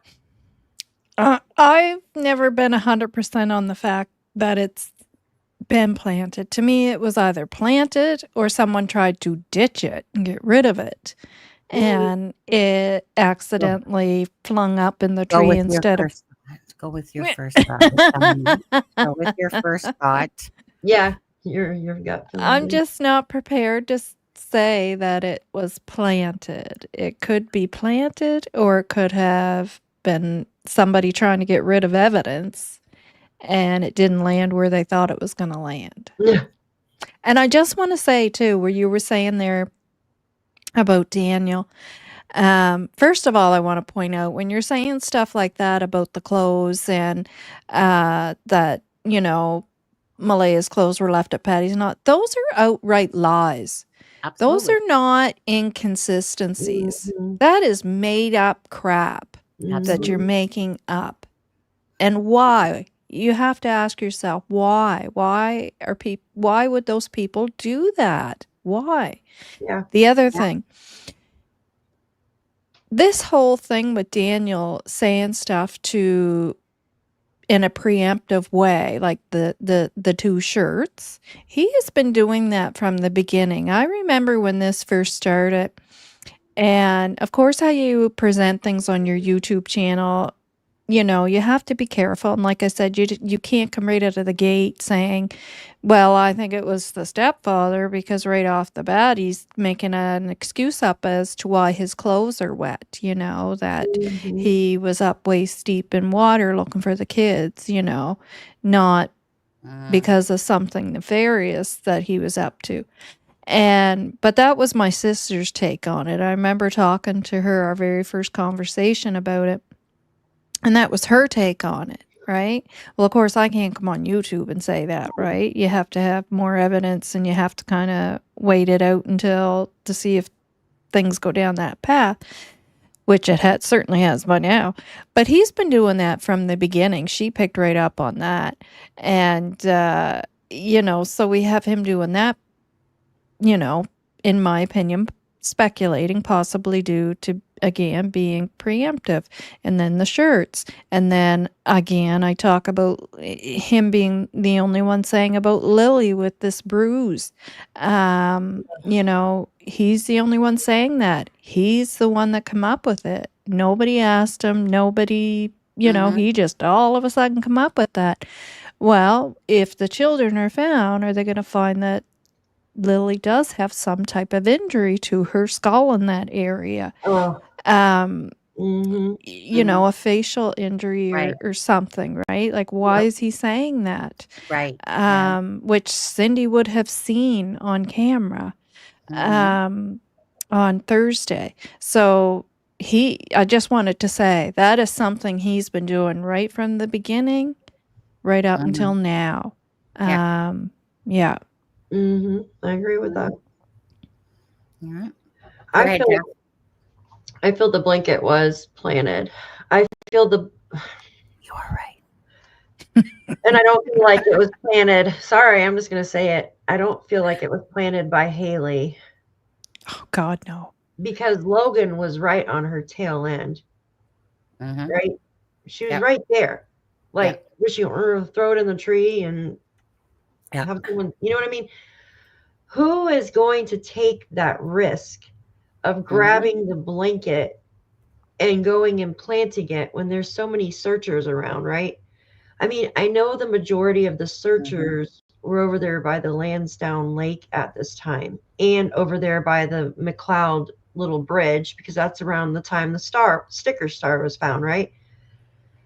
Right. So I feel that the searchers were in a specific area that they didn't, that whomever is the guilty suspect here did not want them to be looking there. Maybe had thrown you know what I mean? Took that risk of throwing the blanket there so it could be found and the searchers can be brought out of a certain area that he could reveal where the kids are. Yeah. I could be wrong, but that's just my gut feeling on it. Yep. No, and I think if it was planted, definitely that would be the reason why, for sure. Yeah. Yeah. Joyous. Thank you so much. Thank you, Joyous. I love you. You're awesome. I appreciate you. Thanks, Riz. So for me, the blanket absolutely planted by Daniel Martel. Just one of those things. Okay. I've always felt like Daniel planted it regardless. And it's just Daniel's the only one trying to associate other people all the time with everything. It's such a joke that he tried to say that there was this big hole punched in there, and to even think that Haley or whatever attempted to plant this blanket is absolutely ridiculous. Again, would have been called in, polygraphed, anything to do with that. There's a reason why she's not Daniel's, because you're full of shit. And there's a reason. Go ahead. And either way, to me, whether it was planted or evidence that somebody was trying to get rid of, I do believe it was Daniel, mind you. And I mean, he went through that whole thing with that bag and had everybody focused on that damn bag. And then in the end, just tells the truth and says to Charmaine, yeah, that piece of the blanket was hanging on the railing. Did you know that, Sonny? Well, hold on a second. So I know exactly what you're talking about, but actually, if you actually see that message, right, that it was basically it was hanging on the rail. And guess what?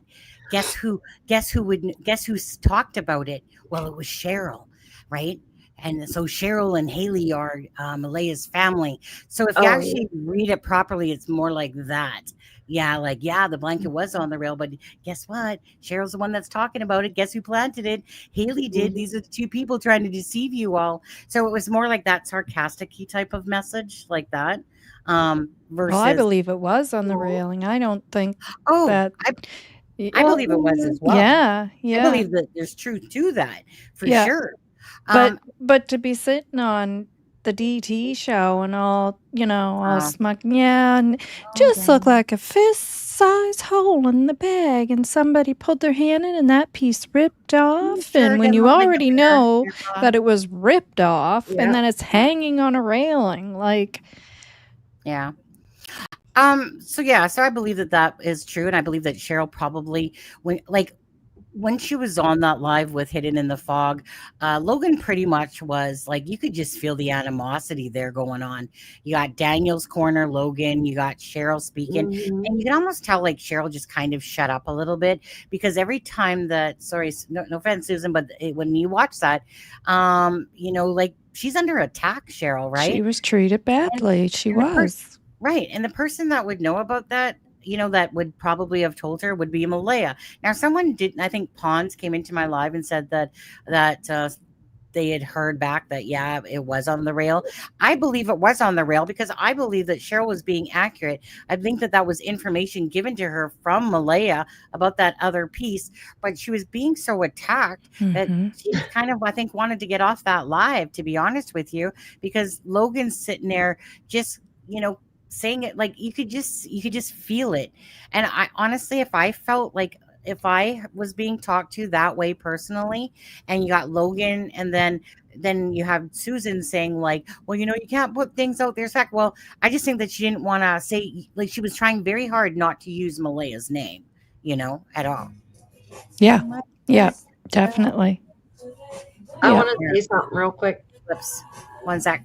Yeah. Thank you, Shenanigans. Thank you so much. Thank you, Shenanigans. Yes, Shenanigans it was. It was never in the bag. It's all shenanigans, right? Yeah. Thank you so much. I can see it. I can see you on the super chat, but I can't see him. I can't see him. Who? But I can see his super chat. Wolfie. Thank you so much. It is so weird. I don't see Wolfie's super chat either. No, I see his super chat. I don't. But I I don't see either. I just see it come up. Where did it go? I don't see one. Yeah, it's right here. Huh. I don't see it. Me neither. I see everybody else's. What is going on? I'm so I don't know. It's weird. There's sometimes people are in my chat and they're like I can see other people commenting and going ha ha ha, so, whatever the name is, and I don't see it. I'm like, well, I can't see them saying anything. Weird. Yeah. I see Wolfie. They see it. That's so weird. I'm so confused. Are you sure you're not donating to somebody else there, Wolfie? No, I said Wolfie's a ghost. Someone said he's my own person. Joy says he's a ghost. Yeah. Someone in Nova's chat needs to give her a super chat. You got to have a little balance here, right? Somebody did. Yeah, I'll go over. Yeah, that was like.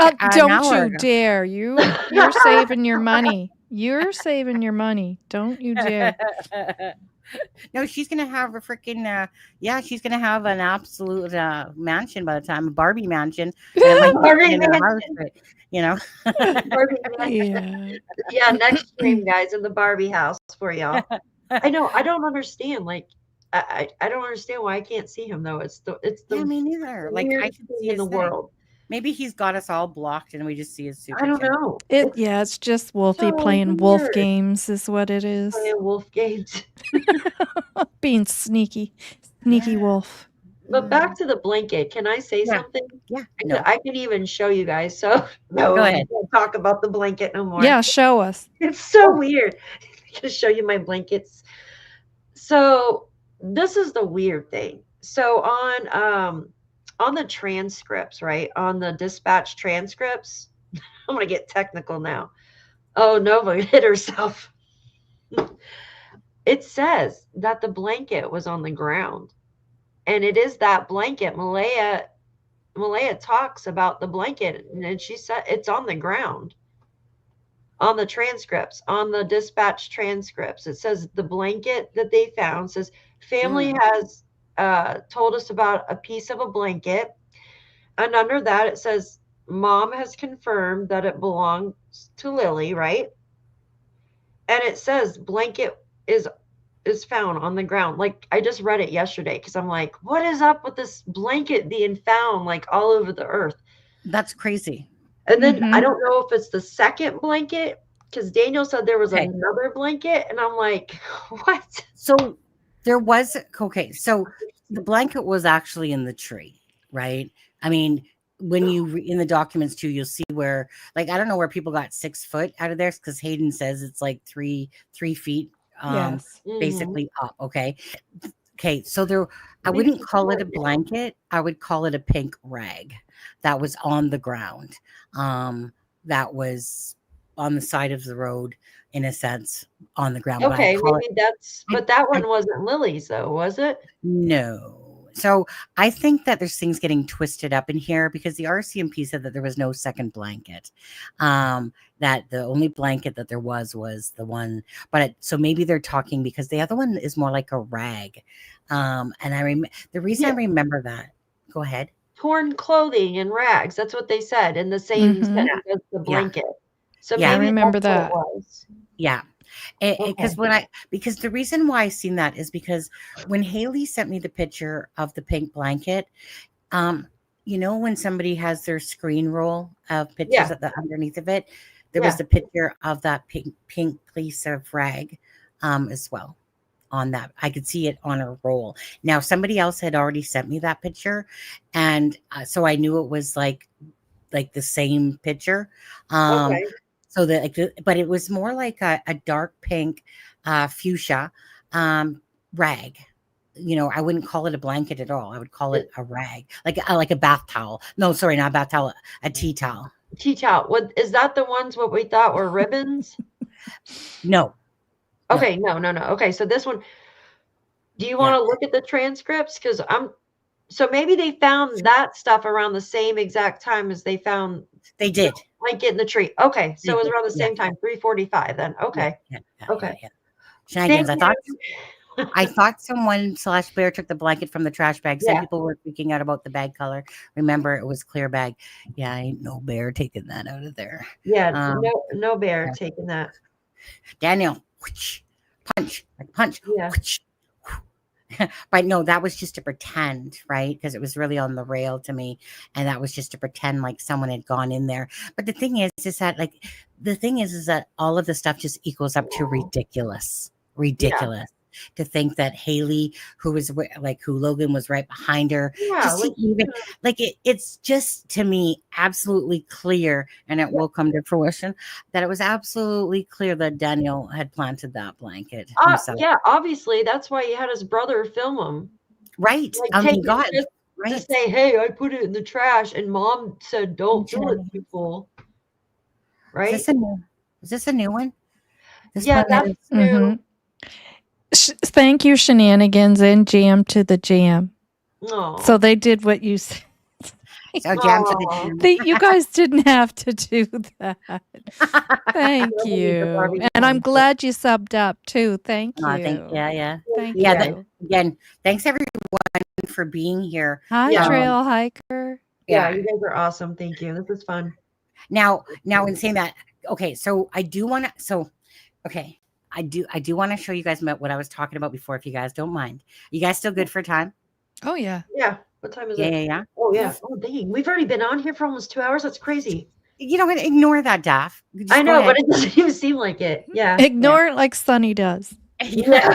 For 12 hours. It's not going to be a 4 to 5 hour live. 3 hours and 59 minutes, perhaps, but not 4. Okay.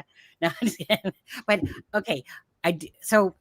One of the people, so obviously we had Enjoyous psycho trying to trash whatever. Yeah. And then Becca did a video on me and Zach. Thank you very much. Anyway, by the way, Zach and Shannon will be doing a live tonight at 10 p.m. Eastern Standard Time, she's an Aussie time, just so you know.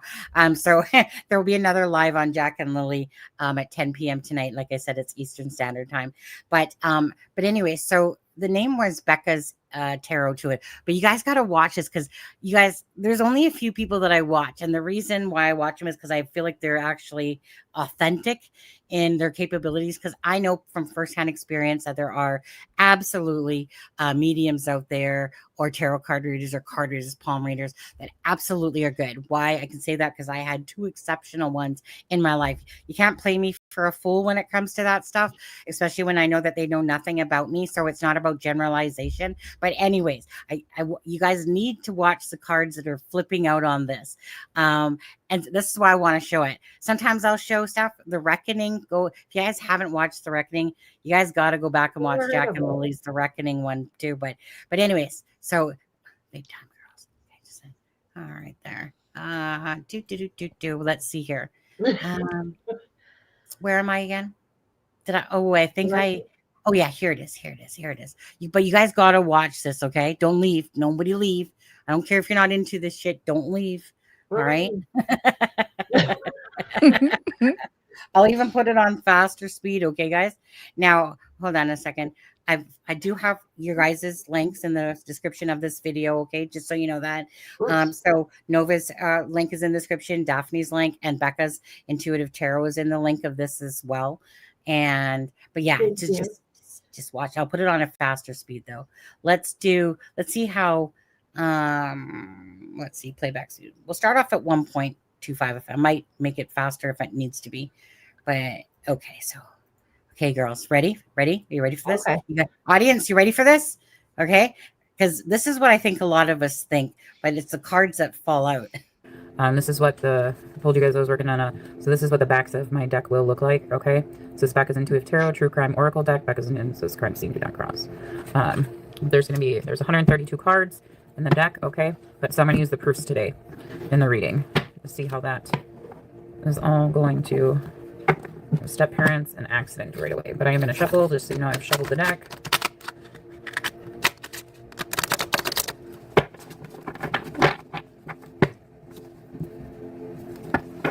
Wells and septic systems were already checked. I do believe wells were already checked by RCMP.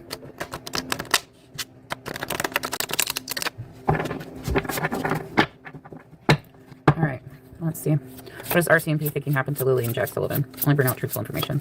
What is RCMP thinking happened to Lilly and Jack Sullivan? Okay, let's see what this is. We have jealousy, controlling narcissist. In the very beginning. Jealousy, controlling narcissist. And I'm going to say this reading is alleged for entertainment purposes only. What is RCMP? See, I have a truth card. I told you I have a truth card. This is what my truth card looks like. Okay, what is RCMP thinking happened to Lilly and Jack Sullivan? What is RCMP thinking happened to Lilly and Jack Sullivan?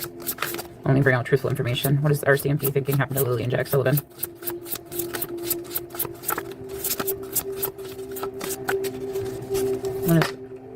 That's too many. Okay, we have witnesses. There are witnesses to the crime. They know there's witnesses. But this is in a challenge position. In their advice, we have buried evidence. Victim was put in a container of some kind. Buried evidence. But, well, that came out together, so that'll go in the challenge position for RCMP. Witnesses. There are witnesses to the crime. Buried evidence. Victim was put in a container of some kind. Buried evidence. What is RCMP thinking happened? What do they really think happened to Lilly and Jack Sullivan? What is RCMP thinking really happened to Lilly and Jack Sullivan? Time of day, sunset/evening is in the advice, you guys. Time of day, sunset/evening. What is RCMP thinking really happened to Lilly and Jack Sullivan? What is RCMP thinking really happened to Lilly and Jack Sullivan? Only bring out truthful information. What is RCMP really thinking happened to Lilly and Jack Sullivan? Backstage Street. What is RCMP thinking really happened to Lilly and Jack Sullivan? Hang on, you guys. I gotta unplug my phone. Give me a second. Okay. What is RCMP really thinking happened to Lilly and Jack Sullivan? What is RCMP? Okay, we have storage container coming out. Storage container used, put in a container. Child card was behind that with abuse and neglect.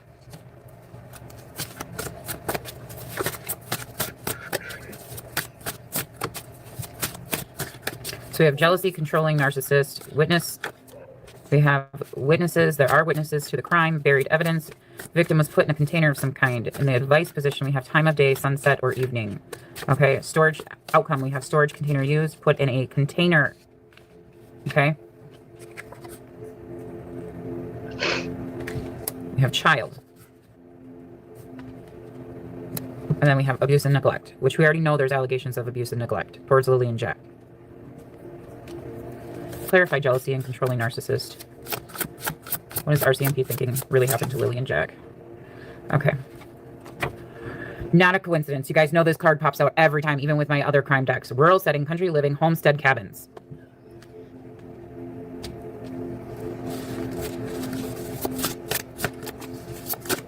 So it doesn't matter how many different decks, crime decks I pull from, we keep getting, I mean, energy doesn't lie, you guys. Clarify witness. There are witnesses to the crime, buried evidence. Victim was put in a container of some kind. Whoa. We have fighting and arguing, disagreement. And someone wants revenge. All right. Clarify time of day. Sunset or evening. For what does RCMP suspecting really happened to Lilly and Jack Sullivan? Clarify. What do we got here? Boyfriend.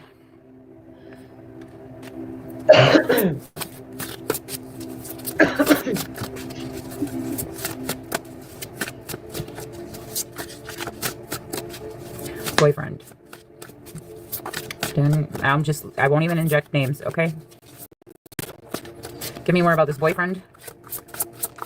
Time of day, sunset, evening. Why is this in the advice position for RCMP? What they're really thinking happened to Lilly and Jack Sullivan. Trapped, being held against their will.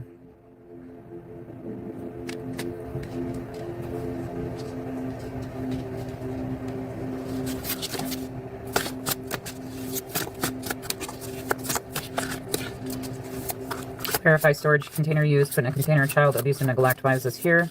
Or what is RCMP suspecting happened to Lilly and Jack Sullivan? We have Coast Guard. Beware of drowning, strangulation, water. Having financial troubles, life insurance.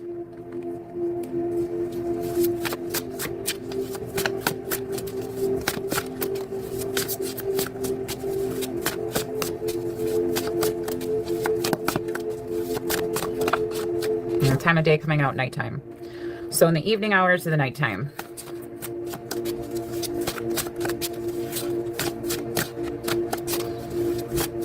So again, when I get the life insurance, this is telling me with this clarifying, and we also bottom of the deck, we have police, search warrant out for arrest, questioning suspect. Okay, so that would be RCMP. So the water, the drowning, strangulation, beware of drowning, Coast Guard, and having financial troubles is clarifying. Storage container used, put in a container, the child. Abuse and neglect, okay? And then we have this is clarifying all that, okay? So someone did this to preserve their life. We also do know that they were having financial troubles, okay? Because apparently they stole from Malea's grandmother. Also, they weren't getting their, because Daniel forgot to file taxes or something like that, they weren't getting their money. Malea wasn't getting her money from the government. See, I'm feeling the heat. See, RCMP. Police, search warrant out for arrest, questioning suspect, used fired burn. This is feeling the heat, feeling the pressure.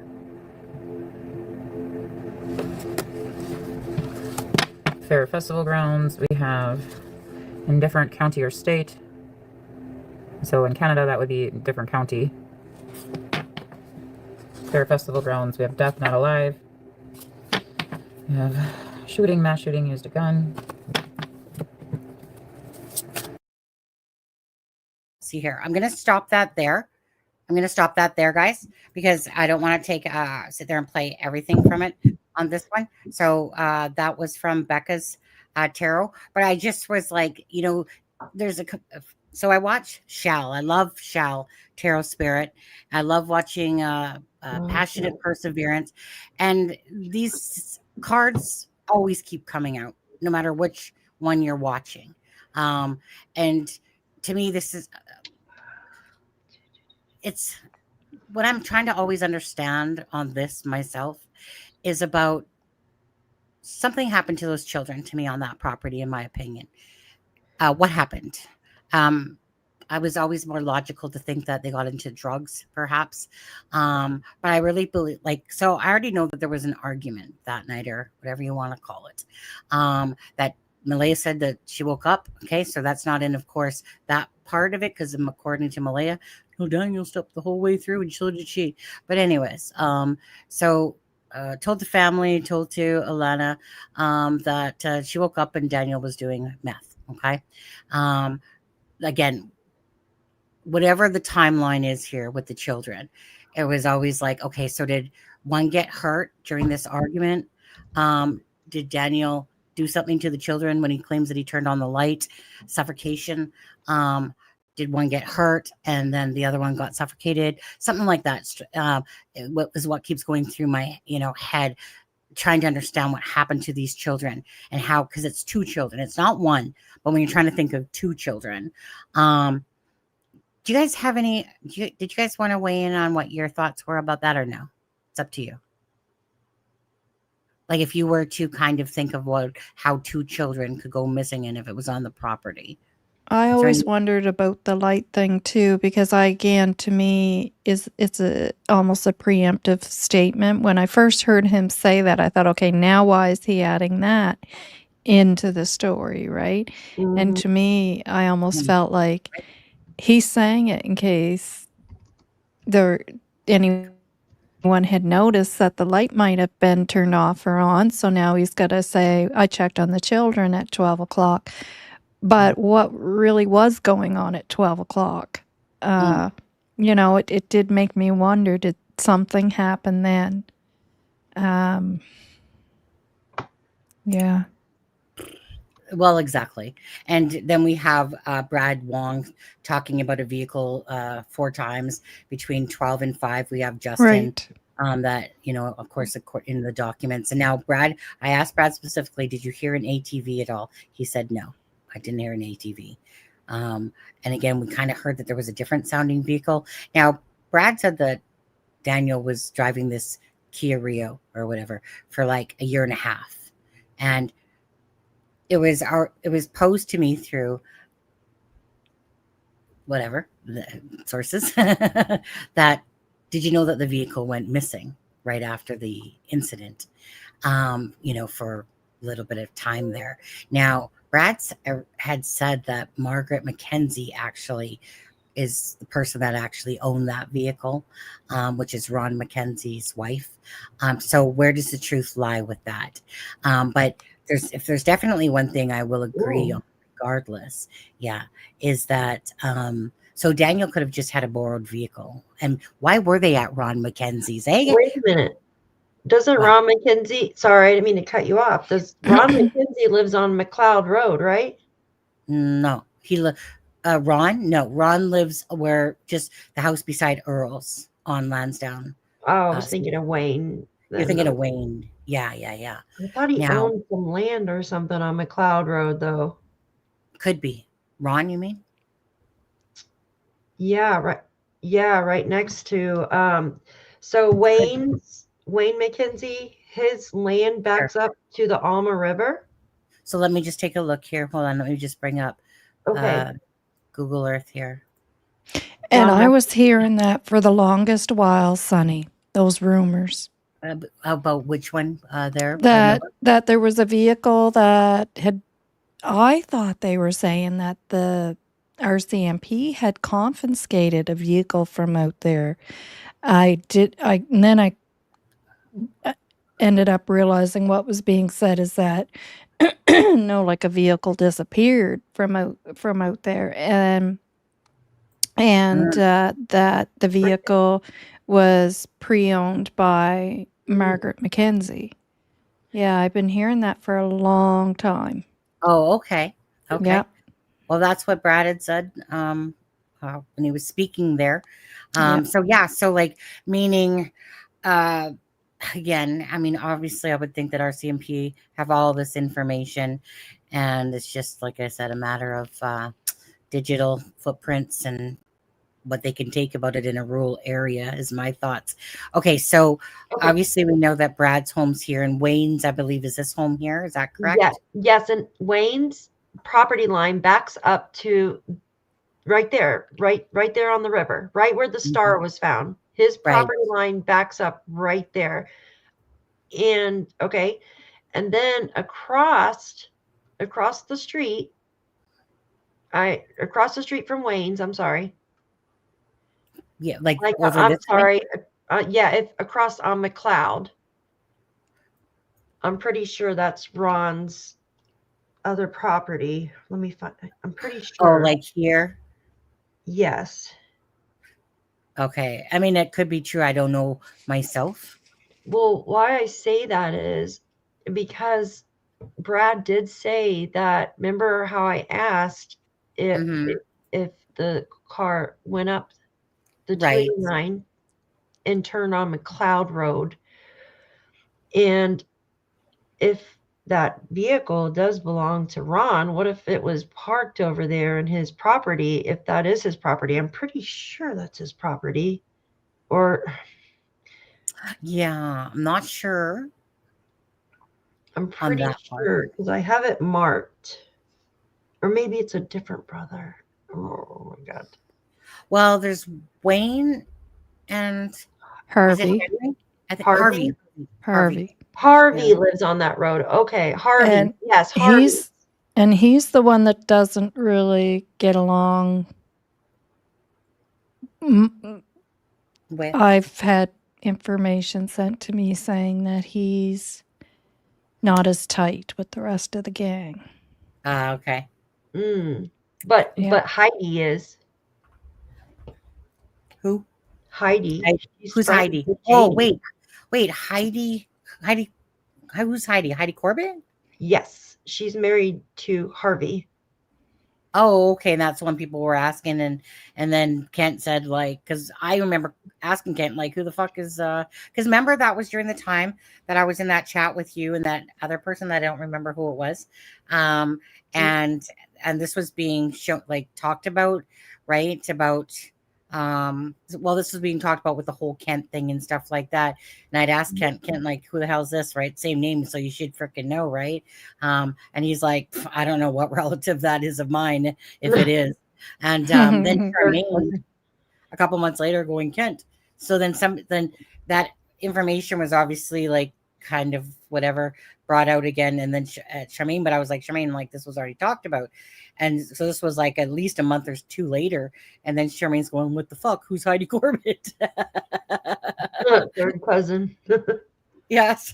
So in saying that, so Harvey is married to Heidi Corbett. Right. And Kent, you guys, according to Kent, he doesn't know of this relation. Probably is, but maybe it's just someone removed down the line there, like a third cousin, like you said, or something like this.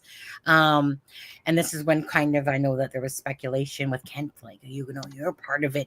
You and Daniel and Durwood and all got Saul or something, whatever. But anyways, going back on track to this, I suppose, So basically, Brad, we never did figure out because he stopped talking. Brad said because of, just people taking videos and that, and they just kind of remember they were in my chat and in yours, I guess Brad was, and saying that, which I had no clue of, that basically the vehicle made a trip apparently up towards near Leg and near Larg or Lairg. How do you say it? Lairg. Sorry, yeah. So do you guys at all believe that the children could have possibly be placed somewhere in this area at all? I think more towards Glengarry or up more towards, like, closer to, like, the Pioneer Cemetery area. I think somewhere along that route or however you say it. Yeah, route. But either way, the same perimeter. Now, so in saying that, to you, Daphne, Glengarry had at least 7 cameras from Melissa Scott. And they, of course, so in my head is always, of course, them coming out saying that basically there was no vehicle between that time frame, or anything key to the whatever case it was. And so basically anything Justin said or Brad said, it couldn't be verified. Not that it didn't happen, just that it couldn't be verified. So I'm always trying to wrap my head around the camera situation between 12 to 5 and Melissa Scott's Glengarry cameras. So what's your thoughts on that? My thoughts are on it, which Brad confirmed for me, that see that A drawn out? Well, it looks like an A to me. I see things in lines, but here, yeah. Yes, the A right there. So he drove, if allegedly, he said 4 times. The last trip, it was a different vehicle, it sounded like, right? Right. Went this way, and then that little arm down to Glengarry area right down there. And there, like, we know where Melissa Scott lives, right? Like where that little elbow is right there going. Where does Melissa Scott live, actually? Where that little elbow or shoulder pop-up thing is that you have going on there, like right around White Hill, and I don't want to give the exact area, but so then you have a home at the end of this yellow line that you've drawn out right there that just sold, right? It's a lot of acreage. I think maybe 100 acres or something like that. And I'm wondering, it just sold in the last 12 months, and it makes you wonder, like, are they thinking the kids might be out here, or maybe scared somebody? That's why they're selling their home, because Melissa seemed really scared too, right? In her interview. Right. And also Nova mentioned that there is a gravel pit out here. Is that what it is, Nova, right there, that empty area? It's on the Matheson Road. You know the house that you stopped at, and I said that's actually the relative that I used to go visit, because I was out there all the time. The gravel pit is just out by there on the Matheson Road. But I'm sure there's probably more out there, but that's the one that I was thinking, and that's the road that takes you, like that is Glengarry, that area. Yeah, where you were. Yeah.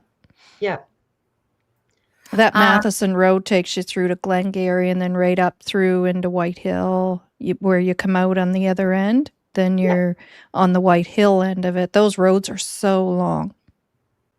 Yeah, they look like it. Now, can you take that one road where the little yellow line ends? Can you take that out to Sheepherders Junction? Where? Sheepherders Junction. Where's that? Did you say? It's down below that yellow line. Here? So south, I think it's south. If you kept going on this road, past your yellow line, would it go to Sheepherders Junction out there? I'm wondering. Because there's waterfall. No, it cuts off. Okay, it cuts off. I see it now. It cuts off. But in my opinion, there's a reason they just didn't just grab cameras. You know what I mean? Right. There's something to it, in my opinion. Yeah. Because they could have asked for cameras in any direction, but that's the direction they asked for. And they wanted that to be mentioned, so they did an interview on it, or had her do an interview, right? Yeah. Right. I guess Dickwood's in the house here. He's not definitely in my channel because I have him blocked, so he's in one. I have him blocked in mine too. Or it must be Daph's. Hey Dickwood. So now that we're saying that, well, let's see here. Stop screen. Whoops. Guess we could bring us back up in a second. Actually, the only idiot in this room, besides yourself, well, is yourself. Probably Daniel's watching this as well. So say whatever you want, but you're the one that keeps looking like a fool with all your rants and raves, and then your son and his rants and raves, Jordan. Sadly, you're the one that brought all this on for your family and stuff like that, because your mouth just doesn't want to stop. Just like if you want him blocked, Daphne, here's your chance. I just, it's up I don't to like you. I really don't like to block anybody. I really don't, because I believe like everybody should have their speech and stuff, but I do not want people. I don't want him fighting, and I don't want you to fight people. But I want to ask you something. If you were not there that day on the property, how can you vouch? How can you vouch for those 3 people there? If you were not there and you did not see them, how could you vouch for them? That's the thing, right? Like, why would you stick up for people? Like, if you weren't even there and you didn't even see what was going on, right? I know. Like, I would never do that if I wasn't sure, because you never truly know somebody. Like, I would not stick my neck out for that. You never know. Like, well, I know, because a lot of times he's speaking like as if he was there, but his information he's put together from the Brookside to believing Daniel and Janie and stuff like that, and somehow he seems to know all the answers to, again, where they're hidden, who has them, and all that stuff. I mean, he changes his story with regards to that, like he changes his underwear personally. And this picture, of course, is your beautiful son, Jordan, with his beautiful tats and his, I think so. It seems like Jordan's wants to insert himself. Good fight with that. It's just going to cause him more grief, and you've already caused your family and that enough grief, don't you think there, Durwood? I still believe that you want answers for Jack and Lilly, but the way you've gone about this whole thing is just nothing but a freaking sailor's mouth that gets mad at people, tells people off all the time. You got no sense of common sense and stuff like that, and you just keep wanting to blabber your mouth. And now your son's coming out, blabbering his mouth, telling people to suck his D, calling them cunts and stuff like that. And I'll use the chip off the old block in my personal opinion, because again, you're a product of your environment. So I'm pretty sure that the children grew up with this type of language and stuff like that. But I think he purposely, in my opinion, this is just my opinion, I purposely feel, Daphne, that that this picture was just him. It's like someone trying to mimic in the background going, like I did a live and blah, blah, blah, told people to fuck off and all that stuff and blah, blah, blah. And now this reminds me of a Daniel move. Now, he basically kisses Daniel's ass and thinks that Daniel's the greatest thing since sliced bread, pretty much, right? And like I said, the truth will come out. Just the truth will come out, so we can all say what we want, but the truth will come out eventually. But what do you think about this picture that Jordan Geddes decided to post up? Because I think it's freaky as fuck. Well, excuse my language, with the satanic stars on the chest, is freaky. But one thing I want to say, though, you knew, Durwood, when you came out, that this was going to happen, right? And then with all the inconsistencies and everything with the family and stuff. So if you didn't want the attention, then you shouldn't have came out with that. You should have just went directly to the RCMP, right? So, yeah. Janie told me to shush. The shush. Yeah, I know, because you were sitting right next to her. I was going to say, right, like Durwood was repeating what Janie, had told him about exactly. And he's even saying here, that's what Janie told me. He was sitting right next to her. Yeah. So, right. But wouldn't that make you question something if somebody told you something and she told somebody else something, but then she turns around and totally says, no, never said that, or no, that didn't happen. Chelsea's in the chat too, and she's asking Durwood a question. I think she's saying Durwood get Jordan Geddes to call me, yeah, and stuff like, bottom line is here, I'm all about the just the truth for Jack and Lilly. I don't really, it's my opinion. Everyone has their own right to have their opinions. I think that, in my opinion, Daniel is an absolute narcissist. That Malaya absolutely has knowledge of what happened to Jack and Lilly herself. So whether you think that they're hidden, and I still think that that's just so far out there now, it's just ridiculous to me. But regardless, all we want is answers for Jack and Lilly. So, again, the truth, right? Now, that's it. So if Jordan has any truth about Thursday, if Jack and Lilly were there, because, that's based upon obviously a tip that was put in, right? That we've been talking about recently. I haven't talked about it too much because of the timeline of Google Maps, and I know you can edit it and stuff like that. And so we see 5 visits, but yet we know there's multiple visits, right? So we have gas station, right? We have the blood work place. We have Tim Hortons. We have Starbucks. We have, I think, was it Lawton's as well? Is Lawton's the gas station, or is that? Lawton's is the place where she got the diaper rash and Tylenol. Okay. And then we have, what's it called? Acropole? Yep. Yes. So, seriously, like 20. And so it's right. So it's if you can manipulate a timeline, is there any truth? Not that Jordan had anything to do with it. Just, is there any truth to the fact of that Jack and Lilly were seen, that Daniel was holding a Tim Hortons cup with a red shirt with the, necklace on there? My thing is about this. if it's not truthful, it's just simply maybe a misseeing or something like that, right? Yeah. The person believes absolutely, because they were on an event like going to the store to pick up something, and what the person said was that couple things.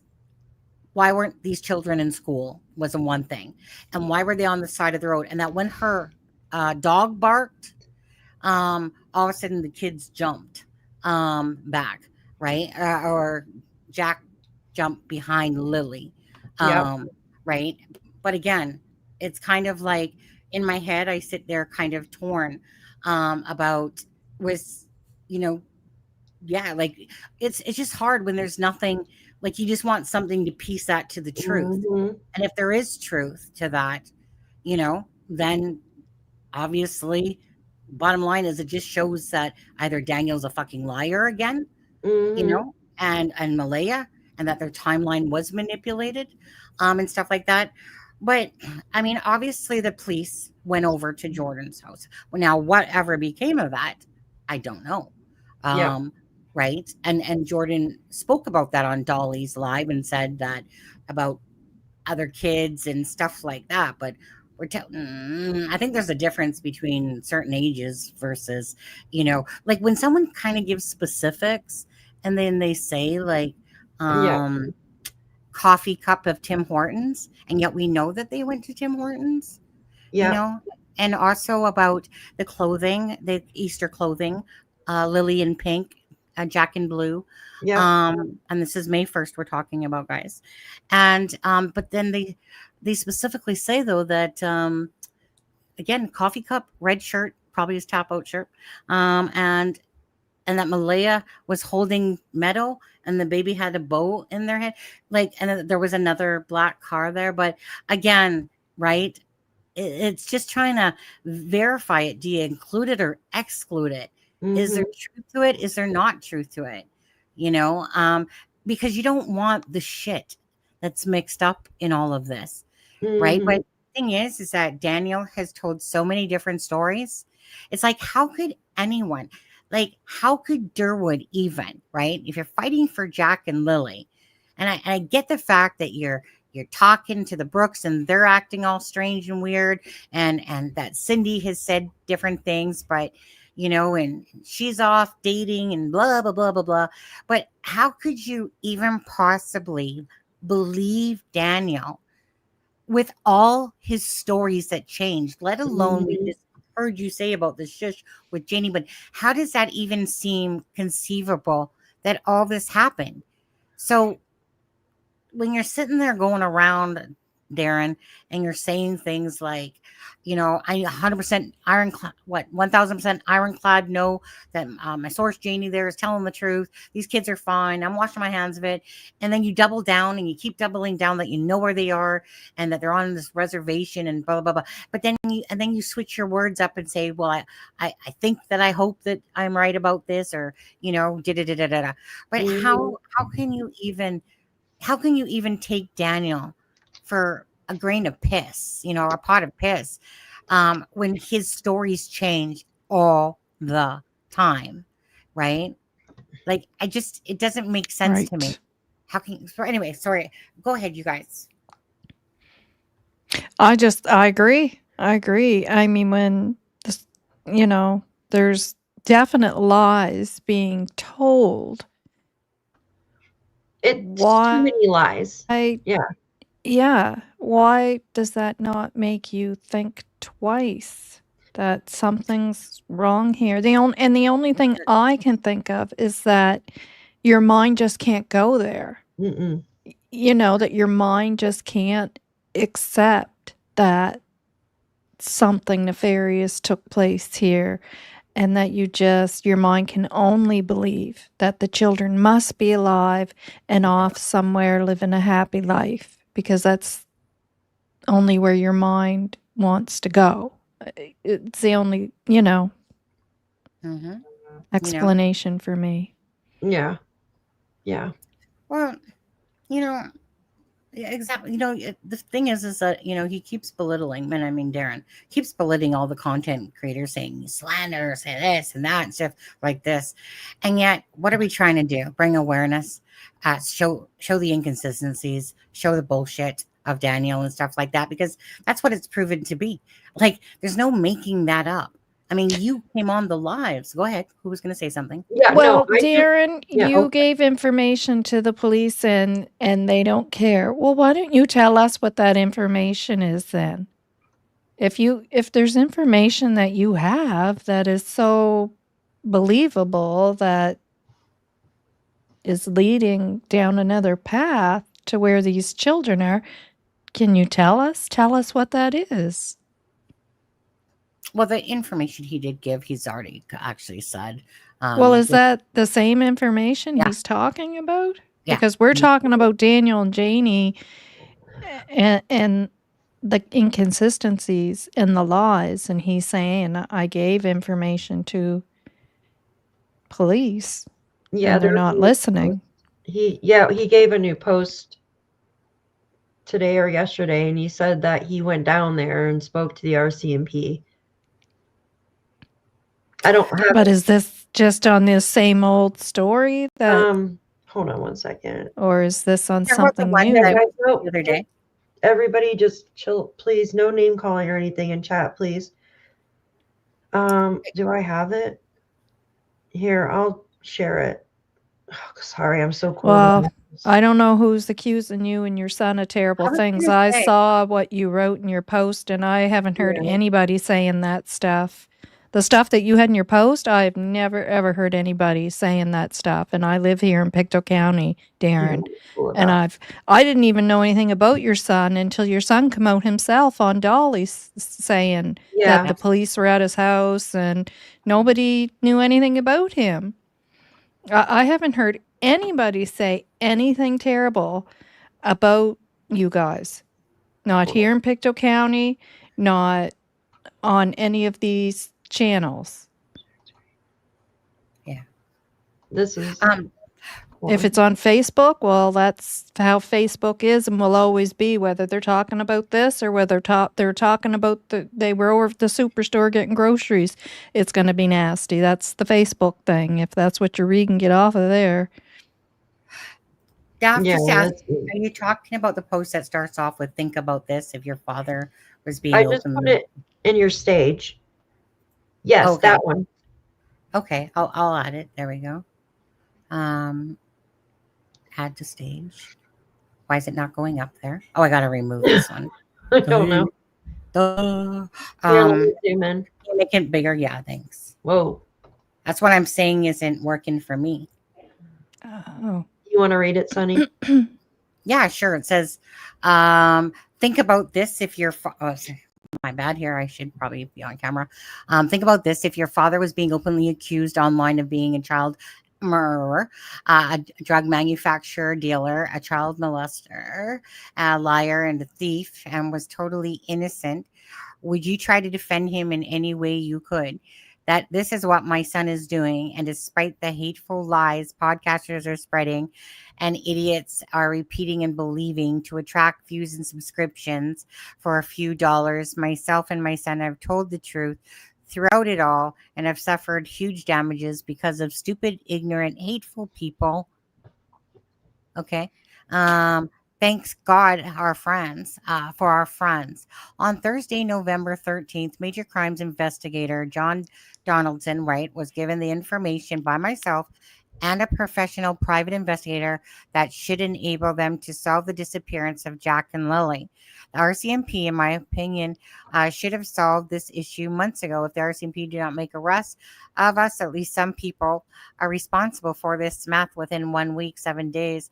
Want the tape of my interview with them on November 13th released to the public unredacted in full. They need to start being accountable. Thoughts?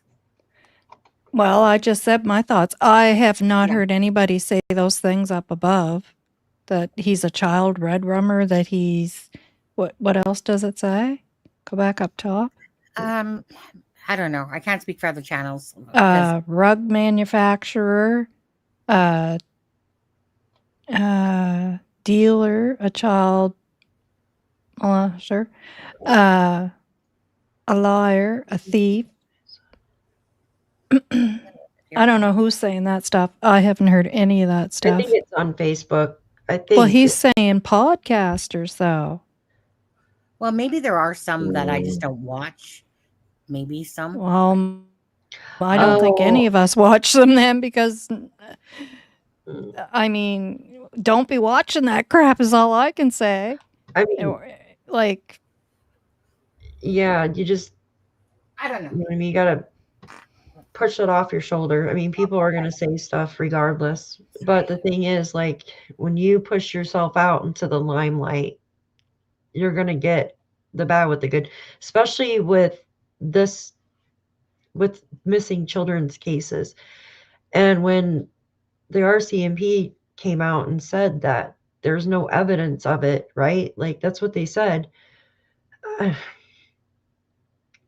don't know. And I'm not trying to be mean, but like, you weren't there, right? You don't know these people like you think you do.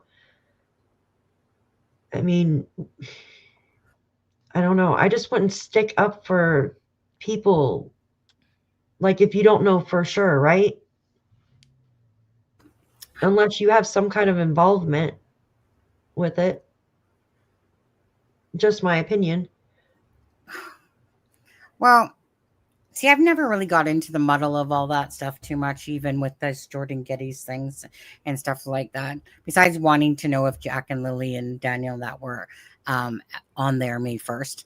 I actually don't even actually read Durwood's posts. Sometimes people send them to me. I can't be asked to constantly listen to what I deem as just utter bullshit.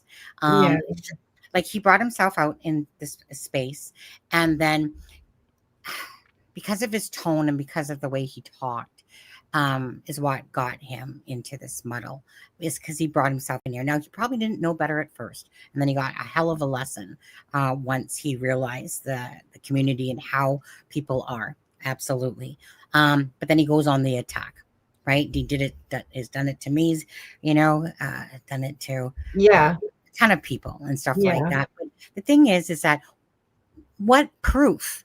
There's, like, this is such a far-fetched thing to even happen, and that you're trying to say that this is truthful. And so, but yet you've shown nothing, not even to the RCMP, because if the RCMP deemed this as credible, don't you think that the kids would have been found by now? And that, but somehow solely you guys managed to solve the case yourself, and the RCMP just aren't doing anything about it. That's one of the most ridiculous things ever. And to think that nobody claimed a reward, nobody spoke out, nobody did anything. So you can be all high on your train, Darren, with what you think happened to Jack and Lilly. Perfectly fine. I believe totally you want answers for Jack and Lilly, but I don't know why you're stuck on this train that you're going to sit there and believe these people that have constantly shown that they're not truthful, full of shit.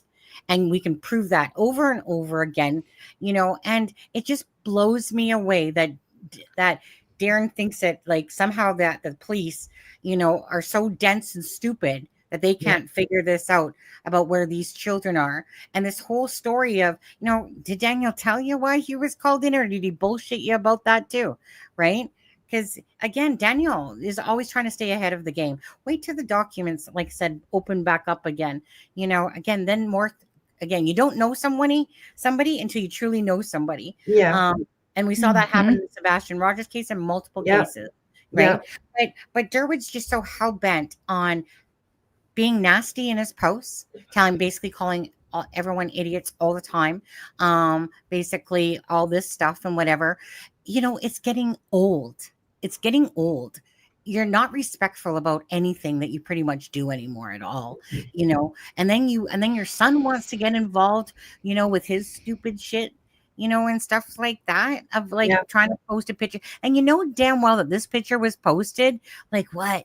You're just, it's like when somebody does that, like a Daniel move, like, what, you want to see my creepy ass side, and then he's telling people to suck his dick, and, calling the C words and stuff like that. Like, I got all of the messages with your son, and then you guys want to act like, hey, don't, like, take it easy on us. We're just telling the truth here. and stuff like that. But thing is, you're literally telling us to believe in liars. And you're trying to get us to believe that these children are somehow hidden for over 6 months and that they're on some sort of reserve and that you have all the answers and that the police are such dimwits. They haven't all figured it out yet. Or the fact is you're simply wrong and that the children aren't even alive. But this narrative keeps getting pushed by the Martell McKenzie corner and your corner. And it's ridiculous. You can't prove a timeline. There's no evidence of it at all. And it's one of the most absurd things. Find me a case out there in Canada or the US where something like this is happening, right? Because 2 children, it's ridiculous to think that Malaya is just sitting there, you know what? I'm just going to see the kids in 25 years, you know, when they got mustaches and, you know, freaking gray hairs and stuff. It's ridiculous. Yeah. It's ridiculous. I wonder It if that is. person It's told outlandish. lies or something. You know what I mean? Like just telling them lies. Whoever told them that to say that. I mean, like how can you prove that? Well, right? It just doesn't make sense either. He's basing his stuff off, like, 1 minute Malaya's at the end of the driveway. So Daniel told you that, you said, right? Yeah. Daniel told you that Malaya was at the, and that Janie almost didn't, she didn't quite get a chance to see that vehicle. Again, their timeline can be blown apart. Yeah. So this is where I don't understand. Either you're very naive, Darren, to the truth, and because you're too close to the situation and not seeing it from the outside looking in anymore, you know, but this whole hidden thing is so ludicrous. You can believe it all you want, right? The truth will come out one day with what happened to Jack and Lilly, you know, so you can sit there on your hidden train all you want. But I think most people are down to earth, realistic, and realize that these things just don't happen in cases. And I don't think Canada is an exception to the rule on this. And I don't think Jack and Lilly are an exception to the rule on this either. It's Occam's razor.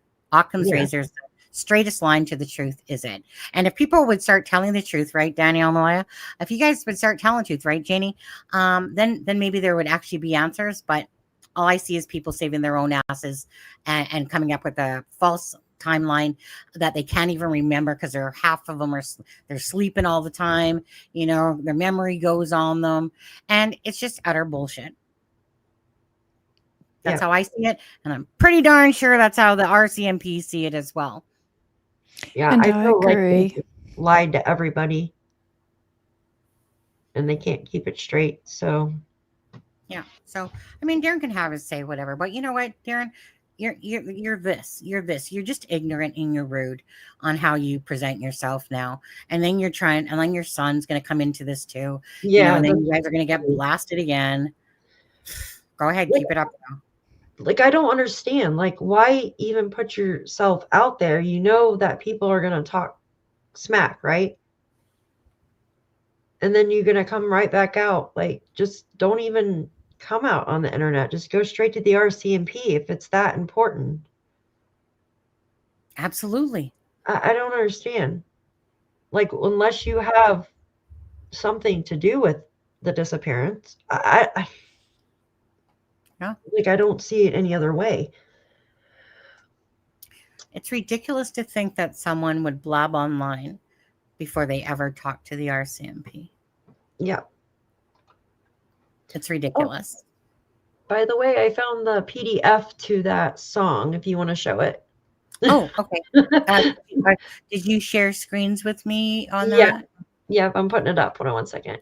Okay, thank you. Okay. Mm-hmm.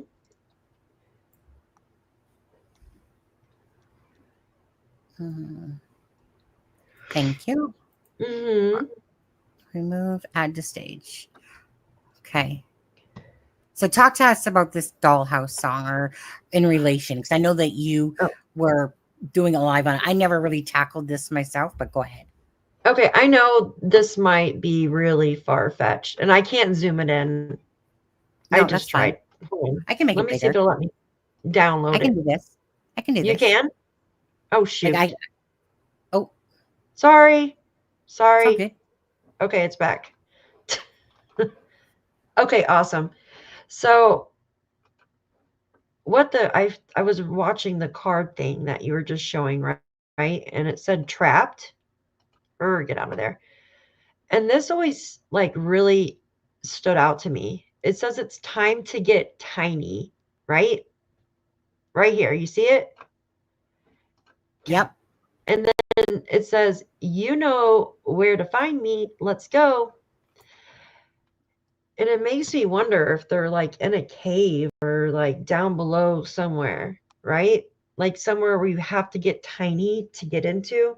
I mean, they're already small, they're kids, right? But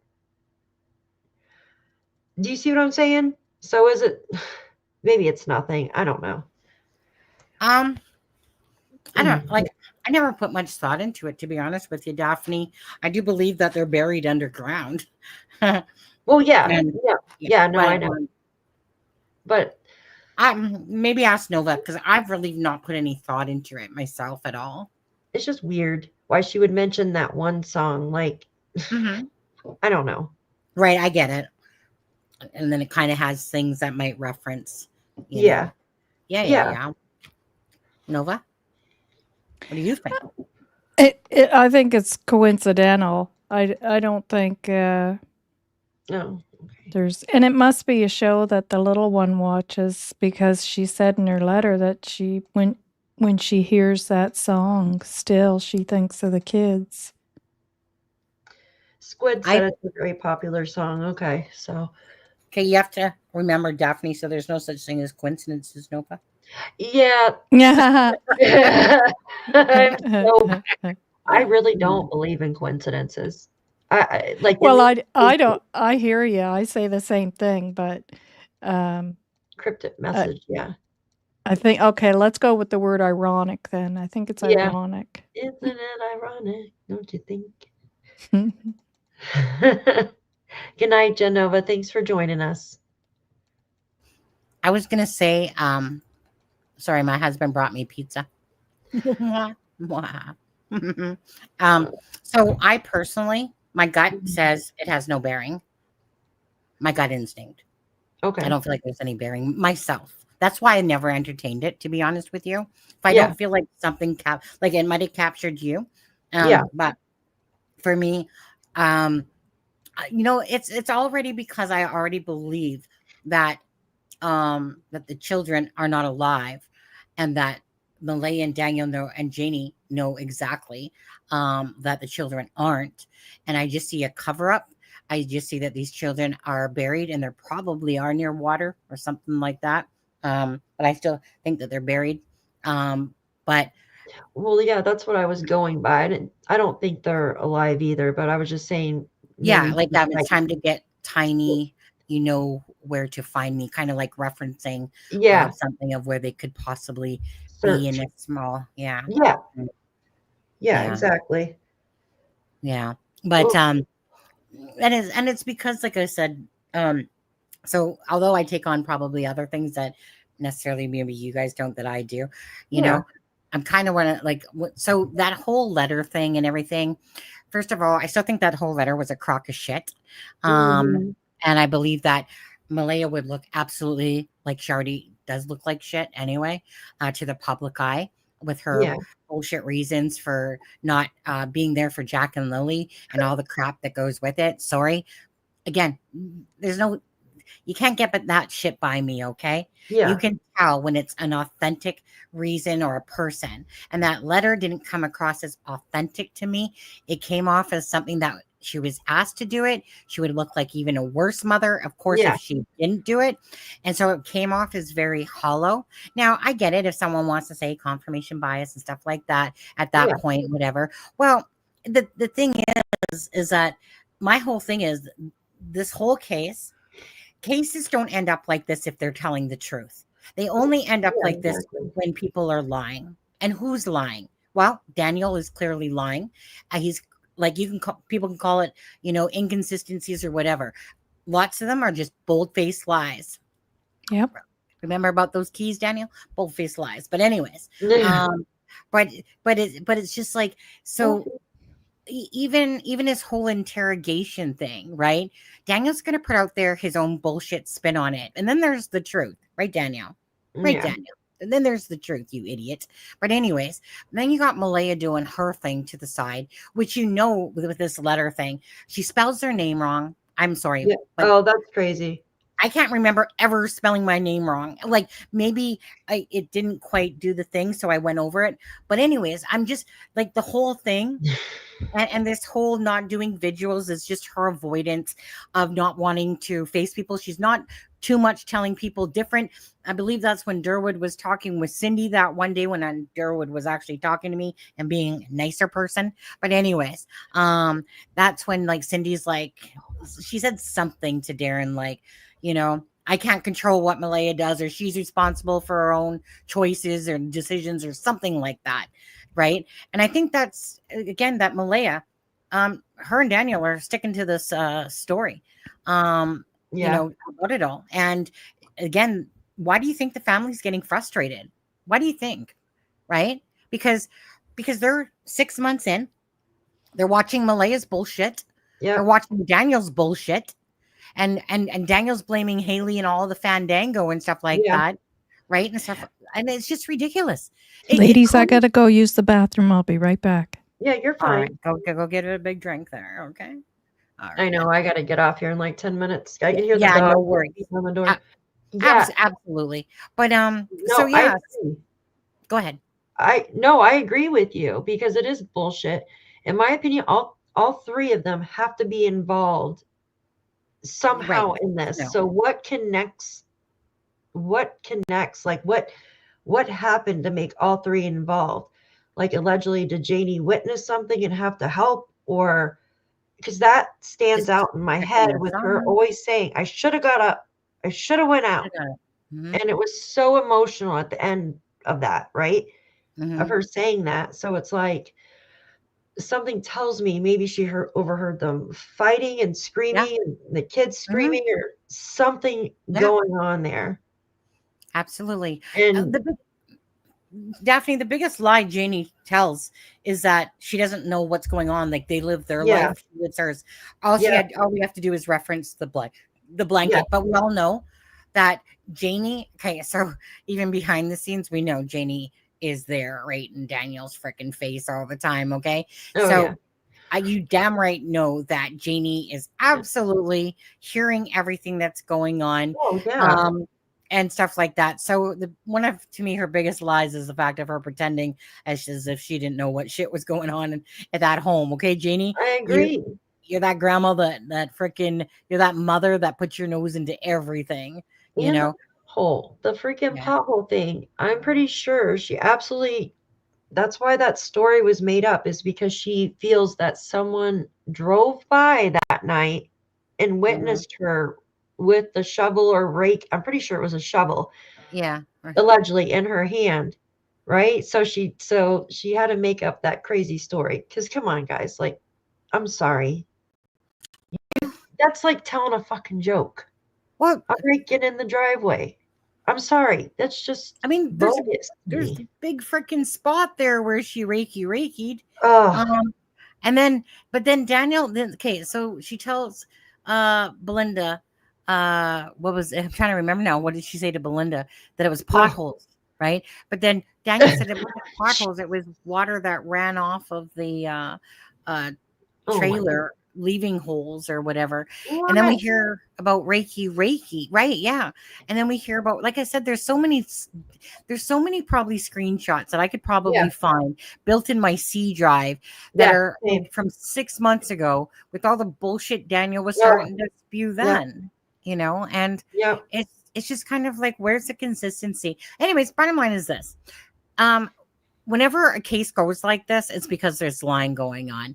Why is there lying going on for Jack and Lilly? Because there's people that are trying to cover the tracks, cover their asses, whether it's Mama, you know, Mama doesn't want to see something happen to her son and covering up the knowledge of what she knows and stuff like that. Either way, 3 people on the property. To me, 3 people absolutely know, if not another person, to say the least. And to me, it's just a matter of the police aren't sitting there going in this hidden direction at all.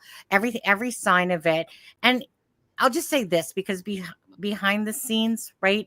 Like you hear more stuff and you have more knowledge, of things. And so I have always tied that stuff into, and that's more knowledge. But the bottom line is, if I just say that more knowledge is that RCMP are truly looking, they're not dense. I'll put it that way. They are certainly not dense, and they need evidence and they need bodies. But the thing is, if they had a solid evidentiary case, there would be arrests already if they had any involvement with Jack and Lily's disappearance. But they don't. I don't believe that they do. They live in a rural area. Daniel had 2 burner phones going on, and they left their phones behind. They keep telling you about that shit. Yeah. So I just think that there's not this overabundance of evidence because of the rural area. And so now they really need to find these bodies. And you know what? It's only going to happen when people are being truthful. That's what they're trying to do. That's why they brought the dogs in. It wasn't to make the public happy. Like, why did that was crazy. Well, they just brought the dogs in to make the public happy. Like, get out of town. Like, are you serious? The dogs were brought in to find the bodies. They need to find those bodies. Yeah. Yeah. And then they got to examine them, right? Yeah. And find out how they died, what kind of evidence. It's just crazy to me. Like, it's crazy that somebody would say to make the public happy. What? Yep. Now, so I know we're going to be going here in a few minutes. So the question to you is, do you think that, so allegedly, if you think that Daniel and Malaya and say Janie all have knowledge and possibly, do you see any of these people coming forward to take accountability? No. Daniel? Malaya, Janie, perhaps. Out of the 3, maybe Malaya, it might start to speak up, but I know. Fingers crossed. But outside of that, no. Let me ask you both this, and then we'll kind of start heading off here. But thank you guys. Let me ask you this, okay? So one has to wonder that if Malaya knew that Daniel did something, let's just say allegedly, did something to the children, and that she was part of it all, why would you think, what would be your answer to why Malaya wouldn't just be like, fucking get the hell out of Dodge, talk to the police, and about what he did? What culpability do you think that she would have played in this that would make her and Daniel both have this timeline? Like, thinking, of course, about Meadow, thinking, of course, about prison time, whichever. What do you guys think why that it's playing out perhaps this way, that Malaya left Daniel for the sake of getting the fuck out of Dodge, first of all, from that manipulator, freaking narcissist, right? Because obviously you could clearly see that there was this thing of her wanting to go. But what would be her thing to take off, keep that secret to herself and not say anything? What do you think her involvement would have been, or knowledge, for her to act this way? I know mine. I want to hear what Nova has to say. And I'm right here still. 1 second. Okay. Go ahead. I don't know, or just the fact of knowing that the kids are being mistreated, obviously leading up to whatever took place. And this is all allegedly speculating, right? Because at the end of the day, we don't know. But that in itself would have her feeling that she's a part of it, right? That you're culpable. No, even if you're in a DV situation, at the end of the day, you're going to be held accountable unless you make some kind of deal. And I'm sure if that is the case, you know, just speculating, then I'm sure Daniel would have made sure to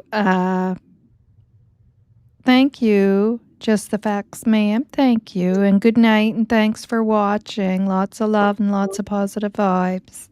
Yeah, good night, guys. You're heading out. Thank you for joining us. I know it's late. And some people are going to bed. Yeah. I'm sure he would have, being the way that he is, he would have made sure to, hold that over her. Let her know that if I'm going down, you're going down. Yeah. Because you're just as guilty. I feel that rugs are involved, and I've went through a lot of different scenarios because I know you add in, like Nova was just saying, allegedly, right? I'm speculating as well, that we've heard of the abuse, right? But there's a main factor here, rugs, because the news even mentioned that he had done it, but didn't have a problem with it, right? But there's been other talks about it as well. That was one of the first things that was mentioned, was a rug party, right? Right. So, in my opinion, that connects all three, or maybe connects both of them, Malaya and Daniel, allegedly. And then what would connect Janie would be Daniel. And it's her property. So anything that happens on her property, she's responsible for. By the way, just FYI on this one. So the neighbor, if you're looking at Daniel's driveway and there's the neighbor to the right hand side, that neighbor was there at that time that Jack and Lilly went missing. Marvin? Yeah. Melvin Geddes. Or is it Melvin or Marvin? No, I always read the name. No, to the right. So if you're the looking other at house, if you're facing the driveway, the turkey thing on it. I'm so confused. So if you're facing the drive, so that home. The one here, I'll show you. Yeah, because I know next door to them, like if you're going up to the cabins, towards the kids' cabins, little forts or whatever, you have 145 acres that belongs to that they do forestry there, and then the next one is like 8 acres that has the cabin and church on it. Yeah, this person here, this home. I still can't see. I'm here. I'm a blind bitch. Like I can't see. Daniel's home, the home to the right. That's the one that's 500 feet away. Yeah, so that's the one I believe that was actually talking about the drug party. That's the cabin in the church, though. That is? Yes. Right. And absolutely. That person only spends a little bit of time there. They're mostly in the United States. All right. I have the deed information for that. Because it always bugged me because that home was 500 feet, right? Yes.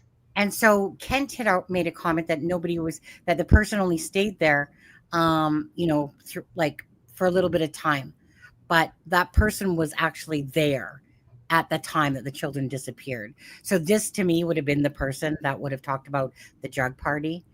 And but it was because Kent referenced that person, like that home is pretty much not there, but that person was there.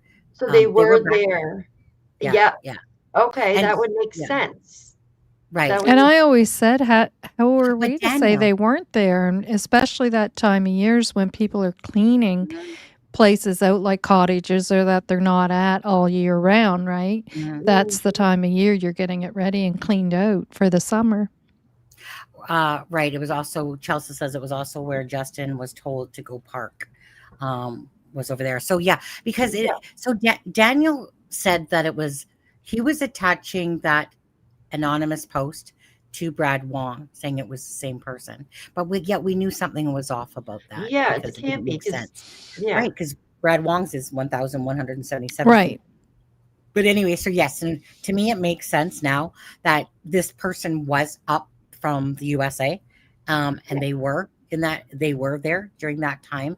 I'm not going to go further to say something else that I know about that, but just know that so this is probably a person that because where did we just hear, where did I just hear that about Justin? Who said that?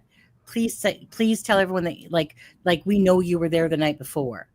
Justin and somebody else at Daniel's and Malaya's property, right? Where did I just finish listening? Wait, what? Say it again. I don't know. I didn't hear that. Yeah, I'm trying to remember where. Like I was just listening to it prior to our live, and my brain just did a fart about where, because it was like we already know that there was 2 people there, and now I'm gonna have to go back, and it was just like, Justin, just tell us. So it might makes sense. But the thing is that poster. Okay, so remember the poster said it would. He said it was Wednesday or Thursday, and about 2:30 in p.m. in the afternoon. Well, yes, couldn't remember right? if it was Wednesday or Thursday. Yeah, right. But now Wednesday, they were gone all and day. again, it really they were at Grandma's house doing laundry apparently, but who knows the actual time? Like meaning besides, yeah. But stuff like that would have been verified. But and then Thursday, obviously, they didn't get back till like 3:11 is 3:11. Yeah, on Thursday. And I was always wondering what they were doing in the freaking parking lot with with Edmund. Friend. What if they allegedly bought something illicit and then did have people over that day? But it wasn't a party. He says not a party that day. Yeah. But maybe just a few people over or something. I'm thinking of it as more of a few people. I never thought of it so much as a party. Well, maybe the first time that it came out, I did. But then I was like, well, but to me, this is coming from that neighbor, in my personal opinion. Yeah, that's what I always thought. The house that's 500 feet. Yeah, from that's what I always thought. Yeah. So it's just that, again, it's only because Kent said that about that neighbor's only there a couple times a week, and it was almost like as if nobody lived there. But it's like it wasn't somewhat verifiable, at the time and stuff like that. But Janie too, she said that my neighbor is the only one that uses the old road, which she's like, but how is that possible when there's a tree over that old road? Yeah. That wasn't, that's been over that for a few years since the storm we had. We talked about this right here. Well, you can't see my cursor, but not the one that runs vertical. Well, the one that would be horizontal. You know what I mean? Like from her house. So you have the one with the tree.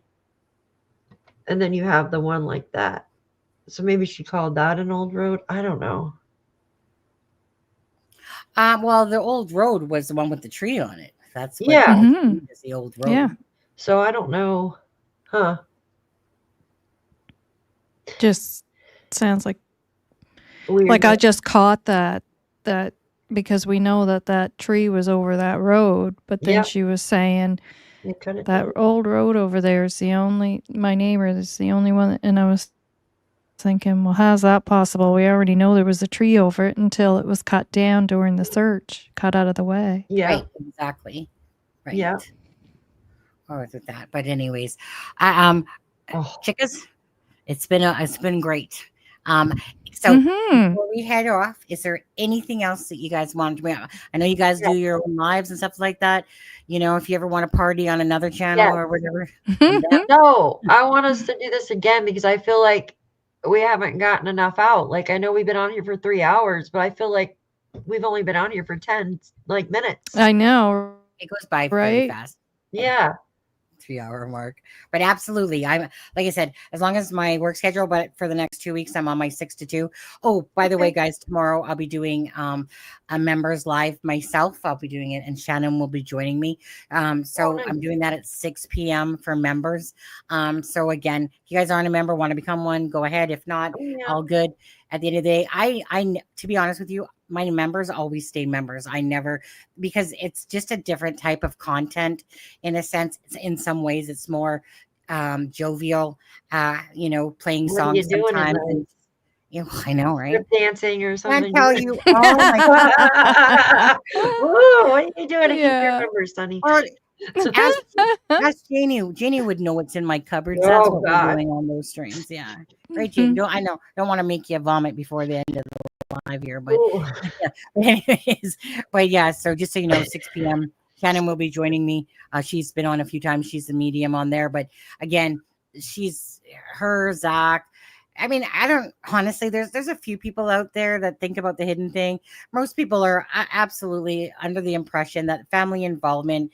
The statistics in polls always show that there's family involvement going on, and it's just really about you guys. The search for tomorrow. Please bring me home. Anyone that's going again, bless your hearts. Dress warm.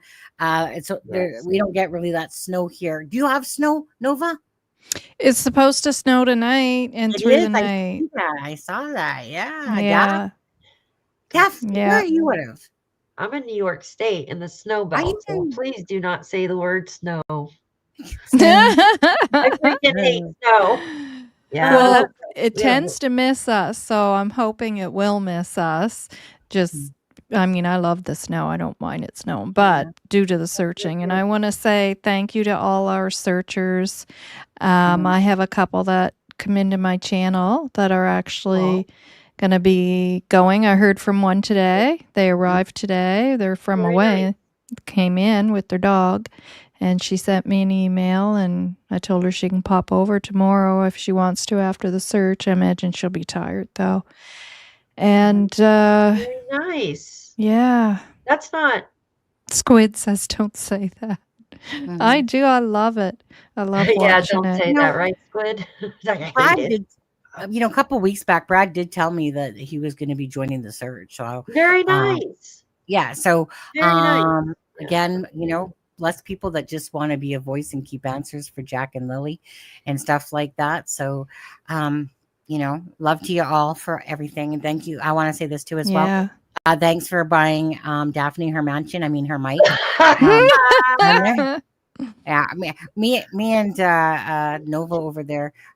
We'll just buy a little. We'll buy a little Hot Wheel car. Yeah. To go with that mansion. Oh, I love it. Thank you guys. You guys have been awesome and great. Thank you guys so much. So before we go out, is there any last thing that each of you wanted to say for your own channel, for anything, just anything? You go ahead, Nova. You go ahead. There's lots of love, lots of positive vibes, everyone. Thanks for being here. Take care and keep these searchers in your thoughts and hope for the best. Just hope for the best for Jack and Lilly. I felt like you had a Daniel stutter going on there for a second there. No, I was doing it intentional. Not because I'm guilty of anything. Hey, okay, I just want to say thank you, ladies, so much for having me on. I had a blast. I really enjoy you guys a lot. Not as friends, as creators. This is great. And chat, everybody. I enjoyed you guys. Thank you so much for the super stickers and chats, mods. You guys are wonderful as always. Thank you, members, everybody else. Thank you so much. You guys are amazing. Justice for Jack and Lilly. That's right. Let's pray something.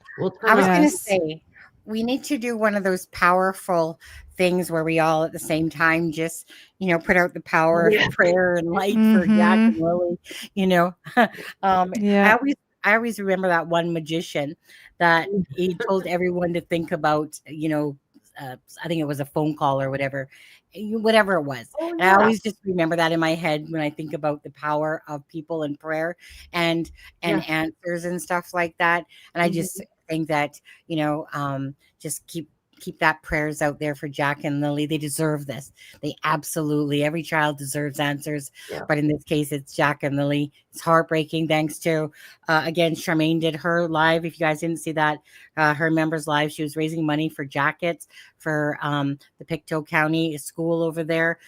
She raised quite a few hundred, to be honest with you. $100 and stuff. Good for her. Yeah. I donated a couple, or I ordered them. They're on their way. Nice. Yeah. Oh, okay. And so you guys can check out that as well. Zach's going to be going live tonight with Shannon at 10 p.m. Eastern Standard Time, because that's where he is out of the United States there. I'll be doing the live tomorrow at 6 p.m. Pacific Standard Time. And you guys, you lovely ladies, thank you guys so much for being here. And all the donations, the mods, the people in here and all that stuff. Thank you. Thank you guys so much. Thanks, Sunny. And thanks, Daphne. Nice to see both of you again. Same here. Nice to see both of you, and thank you so much. Bye. Bye. Have a great night. Take care. Bye. Yeah. Bye. And I'm gonna do. My bad. I'm just gonna do the Jack and Lilly outro. Outro. Oh, she's gone. She's gone. You guys go. Okay. Jack and Lilly, guys. In the woods where shadows lay, Jack and Lilly went to play.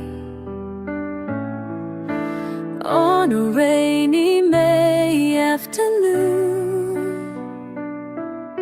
now we whisper hope soft too.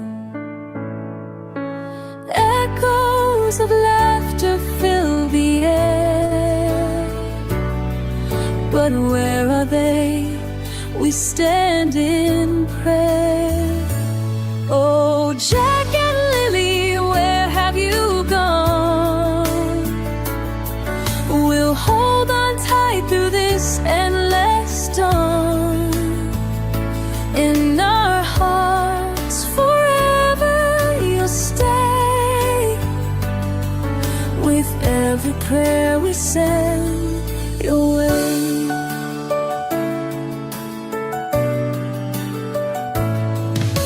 Hundreds gathered, hearts so strong,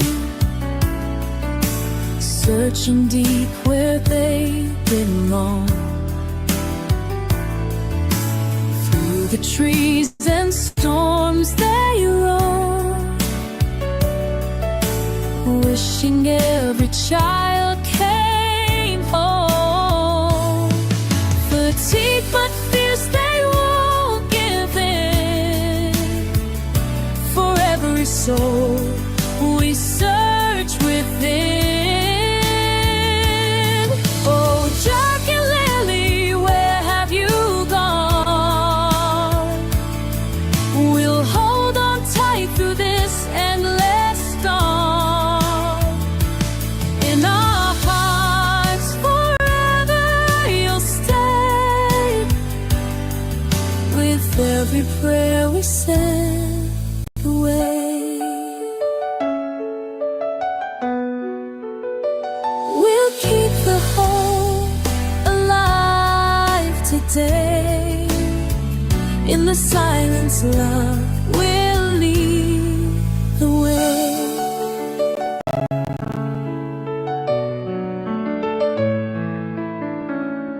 Please help bring us home.